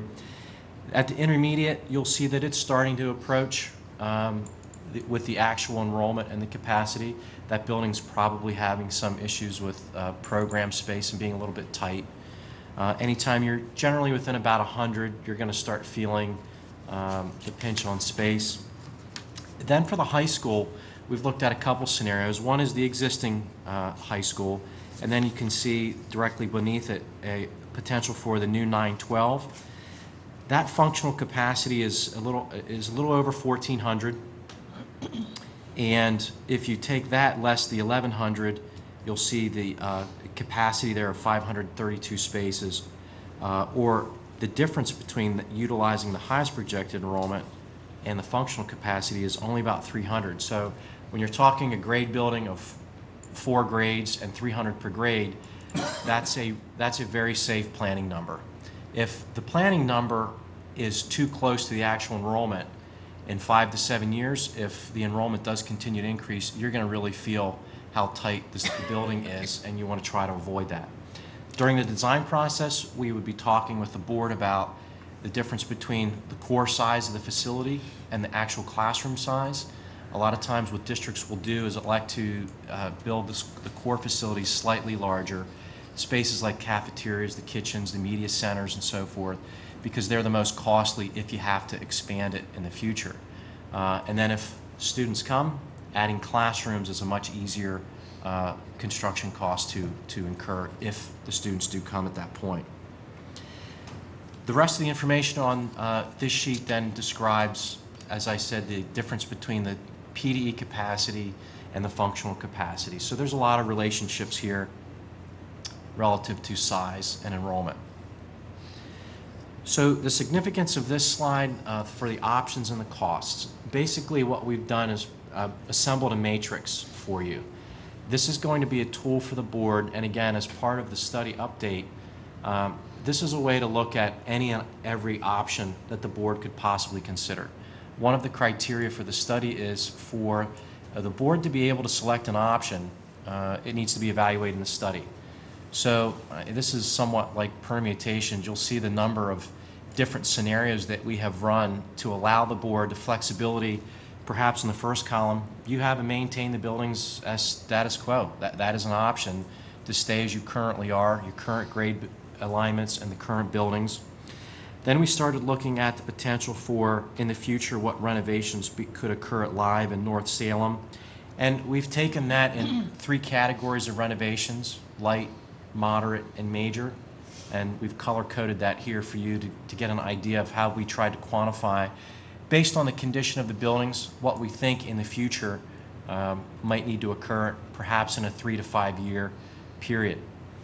Then we start looking closely at the analysis of repurposing the Dover Intermediate site by constructing a new school, a new high school on the existing Dover Intermediate site.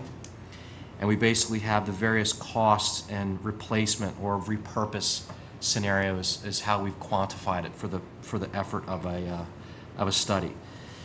There's a range of costs at a study level that's very appropriate. The final scope of work has hardly yet been determined, and that would be the exchange that we would want to have with the board and the administration as we move through the process to really fine-tune that. The takeaway point here is all costs associated with any project become more defined as the board establishes the scope of work. So I think that's the best way I can simplify. This is a cost range analysis for the purpose of the study only. Okay, so now we're going to kind of transition into a little bit of the Part A and B scenario. Plan Con A is project justification, and Part B is the schematic design, and they go together essentially. On the 17th and subsequent conversations with the district, we've walked the site, and these are some of the basic parameters that we were given to assemble the application. We understood how you could potentially utilize the middle school site. This is a scenario and a concept, and we're really going to focus on the new school tonight. There is not a Plan Con application being proposed for the potential conversion of the high school to the middle school. When we discussed that with the administration, realizing how close you are to the current reimbursement, that cycle is a 20-year cycle, and you're pretty close. There are variances that could be pursued, but at this time, and I think this time frame, our focus was to move quickly on the high school. So in addition to the things that we heard and garnered, probably the first topic of discussion was try to avoid, we're not looking at a bells and cells layout for a school. We're looking for 21st century collaborative learning. We have been actively pursuing this with many clients and have completed projects where we're showing some examples here. On the far left is State College High School, where each of the pods, learning communities, were developed. The school is a little over 500,000 square feet. And the one takeaway that we thought that was unique, the client asked of us, was how will our students know, how will our teachers know our student's name? So this U-shaped design really requires the students to move back in through the learning communities to get that interaction. And you'll see things that are a little unusual in terms of school planning concepts. There's presentation space everywhere. The student is becoming the teacher in some capacity, and the student is making presentations in many locations. How you would implement a STEM program or these flexible learning environments is part of the design process, but we knew this was important. And you'll see that in our first pass at a concept design on how these things are translated into the actual project. So here is the floor plan that, again, is, as I've stated here, this is an idea. What we needed to do was test the program and test the capacity of the building. And also, you'll see its unique shape. We looked at how it could be constructed on the existing site without interfering significantly with the existing building. It's not common to design a building of this size in less than a week. However, this gave us a comfort level of the square footage that we used for the budget. So rather than just simply use a spreadsheet, we took an effort at trying to actually design the entire building so we had an accuracy and a comfort level with the square footage that we were proposing on the project. So again, some characteristics of this are you'll see kind of a separation of the upper grouping of spaces, more public, the cafeterias, the gymnasiums, and the natatorium. And then the lower area where you'll see those different pods, if you will, that could be the learning community scenario. How you separate 9th, 10th, 11th, and 12th grade between first and second floors. It could be by academy houses and so forth. But again, this just was to represent an idea. So we have two site options. This is the first scenario with the same orientation as the building design. And you can see lightly shadowed is the existing middle school beneath the parking lot, what's proposed to be the new parking lot. So in this scenario, the new building could be constructed in its entirety. There is adequate space, and that's really what this exercise was to demonstrate. Is there adequate space, and how could this be constructed and be the least disruptive to everything that's going on? In a phasing scenario, you would construct this new school. The students could stay where they're at and then move the high school students here and then transition perhaps what you intend to do with the conversion of the high school, or maybe you put that project off. There's certainly significantly more space in the existing high school than the middle school, so you would at least think that you've got some wiggle room to move students in there. Then you could address what you want to do programmatically to the existing high school. So this would be a two-story building scenario as well. So here's the second scenario, and I'll flip back and forth if anybody has any questions. We also heard a desire to perhaps look at the back part of the site. Would give you a little bit more entrance drive and approach and probably visibility. It's a beautiful part of the site, to be quite honest.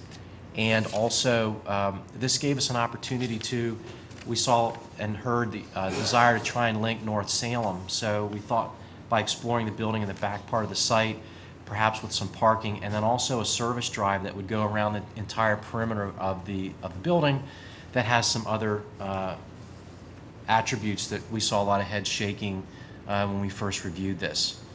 The field configuration and athletics are preliminary, but we did size them to PIAA just to give you an idea of order of magnitude of the amount of space, and fortunately there's a relatively decent amount of space to accommodate in both of these scenarios. If I just flip back and forth, all the same fields and the proper orientation and so forth.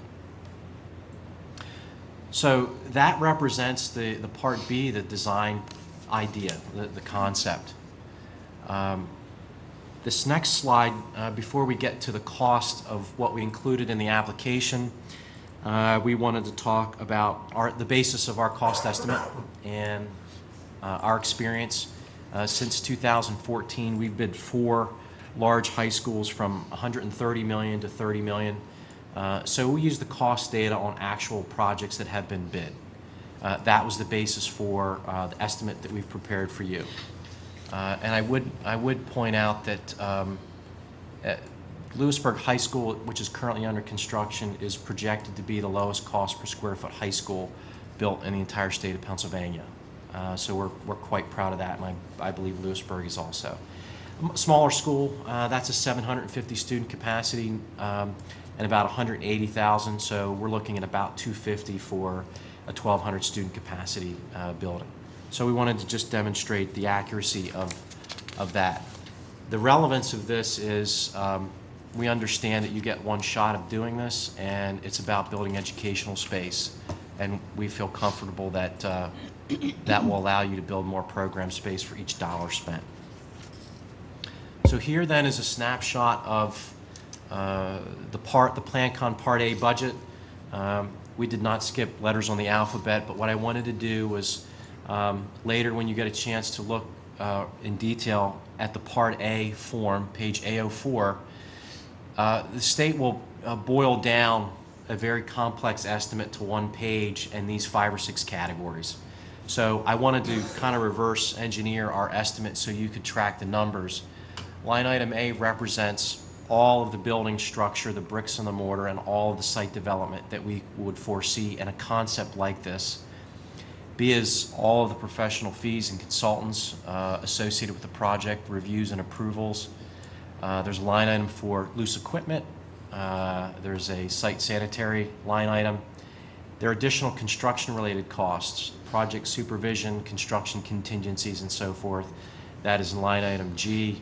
Financing was estimated, I believe, at 1.5%, just as a carry number, to arrive at approximately $53.9 million. That cost is a total project cost scenario. That is inclusive of every cost that we can envision at this point. But I will say that you should expect that to change based on all the things that we've noted here. Your final educational program, we're using a 250,000 square foot building model. Your program may change when we go through the design process. The time that the project is bid, materials, system selection, we made assumptions about our prior experience with the projects that we've done with the district to make assumptions about those systems. And then you have all the regulatory review agencies that will have a position to review and provide input on the project as well. So the budget will change, it always does change, and you should expect the PlanCon process is built to reflect the direction you take the project. So this is a planning number only. Do you have any questions at this point? Because we've covered a lot, and I don't want to keep. Just a quick question back on the enrollment projections from PDE. How exactly are those enrollment projections calculated? Because they showed significant increases. What goes into that? PDEs? Yeah, at the earlier part, I think it was it PDE? I wish that they would share that data with us. Mystery, huh? It's kind of a mystery. It's a combination of historic data from the past, regional growth, not necessarily just your school district, and then live births, and then they project forward. So as John had mentioned there, they haven't updated those since 2012. So, but again, that's to your advantage because the only thing that affects for you is your eligible reimbursement. It sets it higher than if you're, excuse me, using your actual enrollment. Any other questions?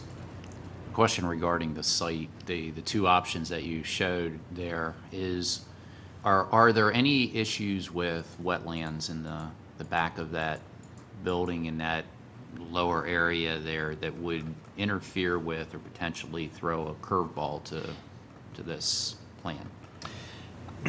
There is definitely wet area, but if it's actually, we haven't been able to determine that it would be delineated as technical wetlands. We would have to go through a phase 1 assessment that would also include traffic. So we would look at both the potential for development of wetlands and traffic because those are 2 key issues with land development. The most significant thing for any project is that and traffic for land development approval. So should the board elect to proceed, those would be things that should be initiated very quickly. We didn't observe any, but as you move back towards the creek, it's definitely going to get wet. But in the area of the development for this first option, obviously we're pretty far from it. It's the second one that starts to approach getting close. That type of report also can be turned around very quickly. So it isn't something that, unlike traffic, the traffic report can take some time. A wetlands delineation report can usually happen pretty quickly. Yeah, that's not something you need to submit PlanCon A and B. but it's something you should do before you would move forward with the project at some point. So we don't know if this is even feasible at this point, in case of the wetlands are. Oh, yeah. No, we know this is feasible. That's Yeah, why we we've- did these drawings. Yeah, we've been on site, and we have the previous site survey. Dave provided us with all the existing site survey. There wasn't any identified on the prior plan, so we believe this is very viable. Okay, and then you had mentioned something about connecting this with North Salem. Yes, at some point, someone mentioned that with the availability of the parking, because the back of North Salem has all these play fields, that it'd be a great idea that could you conceivably park on this side of the site and perhaps through a footbridge walk across. So that was one of the scenarios that when the service road became developed, we thought that's probably becoming more viable. I would say either in both scenarios, though really it's achievable. I mean, in this scenario, ooh, this mouse is, oh, won't let me sneak over. That back parking lot certainly has the ability to have, foot traffic. You could park there and potentially walk across as well.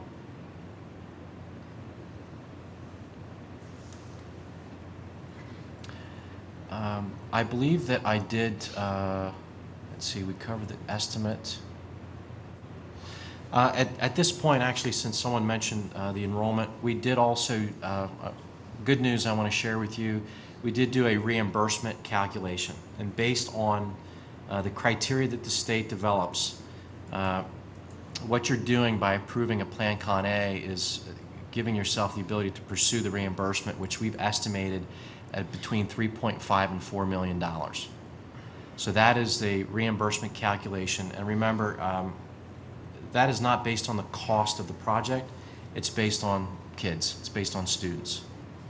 And that's where that enrollment number and that capacity becomes so important. But that's utilizing, Jen provided us with the aid ratio and the current capacity of this particular project that could be eligible reimbursement.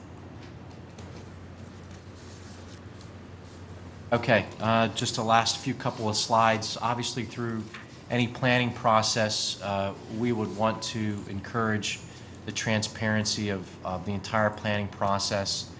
We like this graphic because it keeps visibility of all the different stakeholders that you would determine to be involved. We'd like to work with a committee structure to handle the volume of work and discussion items that need to occur. And then also starting to establish community partnerships, projects of this size. At State College, we dealt with a public referendum that passed and understand the involvement of the community support. We get that. We were proud of the fact that that was only the second passed referendum in the state of Pennsylvania. They had a 74% voter approval. And we certainly understand that the focus needs to remain on education and fiscal responsibility. I know probably for many of you, this is the first time you've met any of us from Crabtree Rohrbaugh. So just a little background on our credentials and the experience that goes into this documentation this evening. Founded the firm in 1984, and it was really around a philosophy of providing a client-oriented approach to architecture. We're located on Route 15 in Mechanicsburg, so we're from the office to your site is probably about 25 minutes. From John's house to the site's about 10, from mine's about 15. But we're a fairly large firm for this region of Pennsylvania. There's over 70 in the firm here in the Mechanicsburg office. National recognition, I don't think is that important, but I think that what is that our employees, through their input, we've been selected as one of the top 50 places to work in Pennsylvania, which means to you that we don't have any turnover of staff. So the people that have been with our staff and our educational group have all been there pretty much from the time they join our firm. They don't leave, and that's real important because that experience stays with us. We are very diversified. K-12 and higher ed makes up about 75 to 80% of our work, But we are doing corporate office work. Many of you may be familiar with the PSECU headquarters in Harrisburg. That's one of our projects. We do high-tech distribution, mission-critical data centers, county healthcare, county work, and churches. The importance of the diversification is that it allows us to take what we've learned from the private side clients who will put money into research and development and put that back into how we design schools. One of the reasons why, if you've been to PSBA in the fall, we were selected by PSBA to coordinate and design and put together the classroom of the future. And they've come back now and asked us to do the same thing next year, but with a bigger focus on small learning spaces. So it's, you know, we have extensive experience in K-12. In fact, in K-12, we have completed over $3.5 billion worth of educational facilities in Pennsylvania. Accredited educators within the firm. We've had people that are retired superintendents, people who have taught at the collegiate level. Myself, I spent 17 years on school board, and bad news for you, my first appointment to school board was through filling a vacant slot for a year, and I thought I'd be there for a year or two and be gone, and 17 years later, I finally get off school board. But I understand.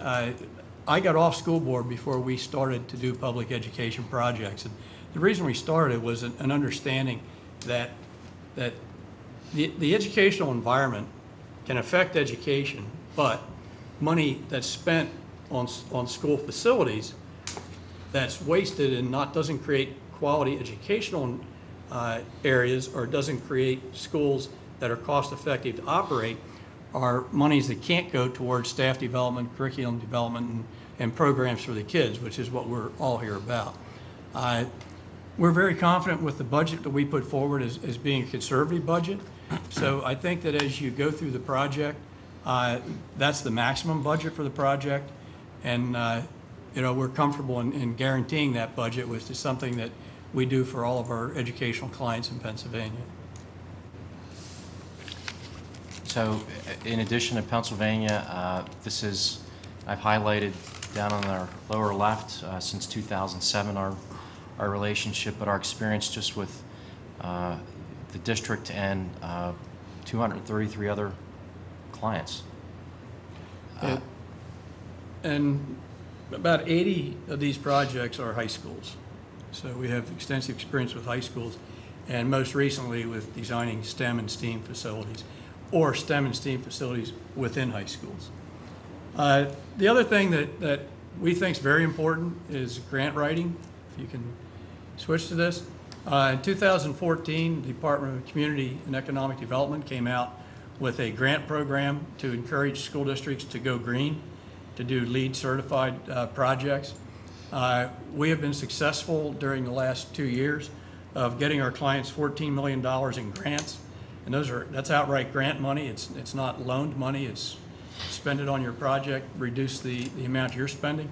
And in fact, since 2014, when this process came out, we have been able to get about 50% of the money for our clients in public education. That's something that we just do as an added value for our school district clients. We thought ending on the grant note would be a positive note. So we are always looking for grant money. Okay, we took a little longer, Jen, but covered a lot of ground. If there are any questions or... Two I questions. have a question. Yeah. The grants. Yes. Do you write those grants, or are we responsible for writing No, and then? these grants we write. You write and then you fill out all the paperwork and show that everything has been, okay. Yeah, and actually... Submitted through the school district, but we actually submit and we go to the, we actually follow through then and attend the meetings to make sure that if there's any questions, we're there to answer them. The effort that we needed to go through to produce this is about 75% of the grant is essentially in the framework is there. It is a design, it is a budget, it's a site concept. So the majority of that grant is in tow with the work that's been done just for Part A. They're two very different entities, but they look for very similar types of things, so. I have a couple of questions related to previous PlanCon projects that we've done. We're still waiting PlanCon money from the previous projects, are we not? Yes, we are still, well, of course, with the state budget, we haven't been receiving any debt subsidy PlanCon money for this year. However, with the passing of the fiscal code, we are very hopeful that we are going to receive the money we're due in 15-16, which would be about $717,000. All projects that are in the pipeline are out there, and as part of the fiscal code language, should be funded. We have about $3 million out there in the pipeline between $2 million between 2008 and 2010 projects. So we'll be waiting on those. It could be up to a year before we see those monies. Of course, you know, we sat through a webinar the other day about how this whole process, the new language in the fiscal code calls for funding through the Commonwealth Finance Agency. So they have to meet and have bipartisan approval before we can get those funds. But so yeah, we have two projects in the pipeline, and the others, you know, that are actually already approved, we should be receiving funding for. So I can get my head wrapped around this whole process. When you talk about a $3.5–4 million PlanCon reimbursement, you're talking about this over a period of years rather than all at one time. Am I correct in that? Yes, you are correct in that, and submitting. With you giving your approval to submit this PlanCon Part A and B, this project will be considered to be in the pipeline and won't be part of the moratorium that is happening in 16-17. Okay. Say this all would come to fruition here based on the student numbers, the $3.5–4 million does come our way. What kind of impact would that have on the project if it is I know the numbers are 53 million, 54 million, say we came in somewhere along that and decided to go that route. What kind of impact would $3.5–4 million of PlanCon reimbursement have toward being able to do this project, say, without raising taxes, for example? Would it be very, very much possible, very doable? Right. Well, if you remember the presentation that we had last month, that scenario that Ken Phillips shared with us was based on a $60 million project without PlanCon reimbursement. So those having those extra funds to put out there would definitely probably mitigate or lower the effects of a tax increase going forward. So if we did actually pursue this and give you the okay to do this, then how confident are you, based on history, that we would actually see these funds? Well, you'll see the funds. It's just a matter of time. I mean, you should have had these funds if it wouldn't have been for the impasse on the budget. You would have had your $700,000 by now. That's not the issue. You will see the funds. But keep in mind, what you're doing here is securing your place in line to get those funds. This isn't a commitment that if you vote for this tonight, now you're committed to do a new high school. That's not the case. What you're doing, though, is securing your funds, and you're securing those as long as you meet the next criteria, which is you'd have to award contracts by, I think, July 1st, 2019. So it's giving you a window of opportunity that if you don't pass this, you probably won't be able to enter the process for at least 2 years, and the process may go away, which is why the school districts, I mean, we're processing right now for clients. 12.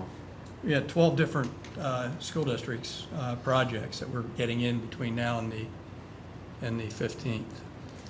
There's one point to make about the DCED grant. Unlike the funding that comes back from the state for the reimbursement, the DCED grant comes to you during construction. There's a process where the architect and the owner validate the progress of the work, and that grant money, which is 10% up to a $2 total million. of $2 million, which this project will qualify for the full amount. So that money comes in a very different way and much, much quicker. And that money was not held up by the budget. So the school districts that were listed here were getting that money when they weren't getting anything else from the state. Thank you. And just a side note, Steve, on all of this too, I mean, the word from Harrisburg is that Plan Con 2.0, or the amended Plan Con that they're going to be working on, it looks to be that it's going to be based on renovations and not new construction. So, I mean, that's the word, it's the rumor mill, but in the future, it could be possible that the Plan Con process would not even cover new construction if that's the way that you all, wanted to go forward.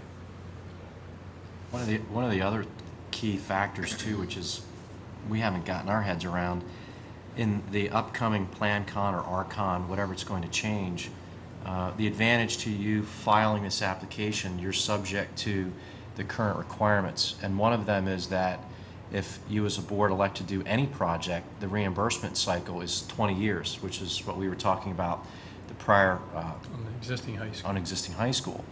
They're considering making that a 30-year period, which from a mechanical standpoint and a technology standpoint, that's not even feasible.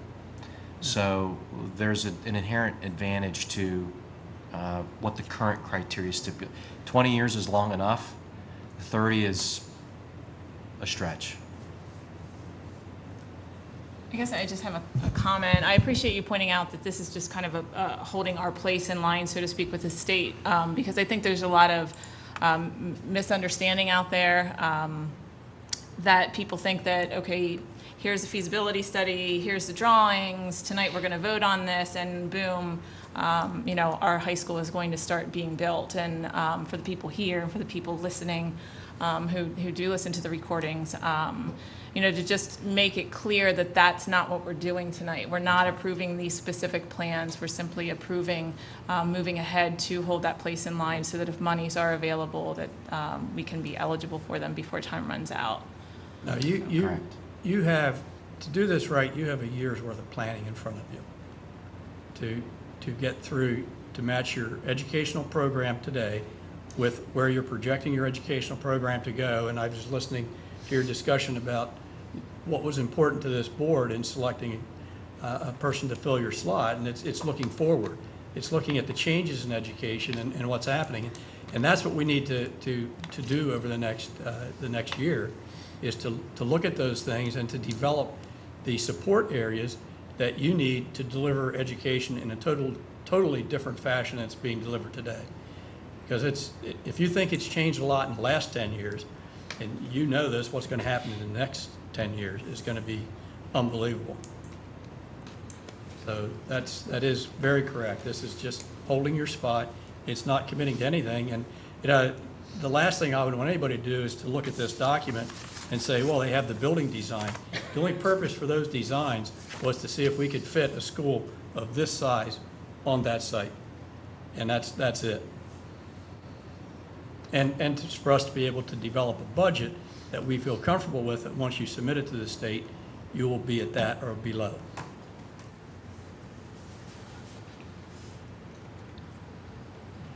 Any other questions from our board members? Okay, thank you, gentlemen. Thank you very much. We have two motions in front of us to take care of then related to this. The first is a motion to accept the district-wide facilities study upgrade by Crabtree, Warbaugh and Associates. Do I have a motion? A motion. Is there a second? I'll second. Any other questions or discussion?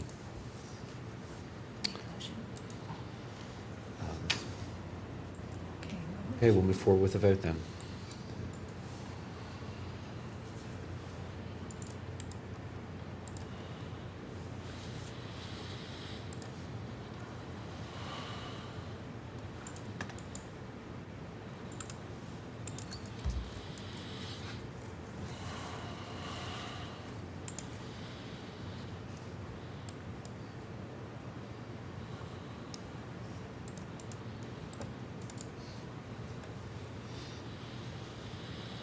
Okay, we have 7 yeses and 1 no. Motion carries.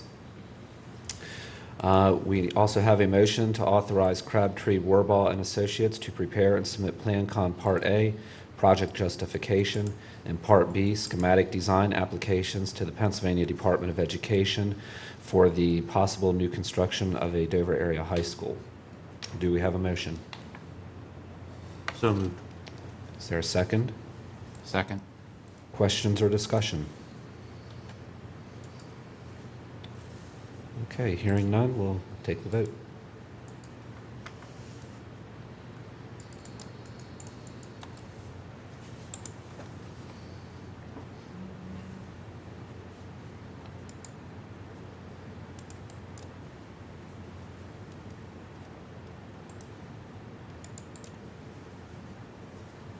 And we have 7 yeses and 1 no. Motion carries.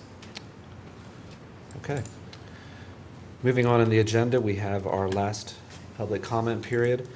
This is a 2-minute period, so if you have anything you would like to address on or off the agenda tonight, you may come to the podium and state your name and address at this time.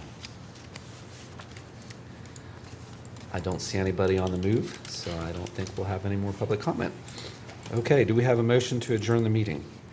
So moved. Is there a second? Second. All those in favor, yes? Yes. Yes. Opposed, no? We are adjourned. Thank you very much.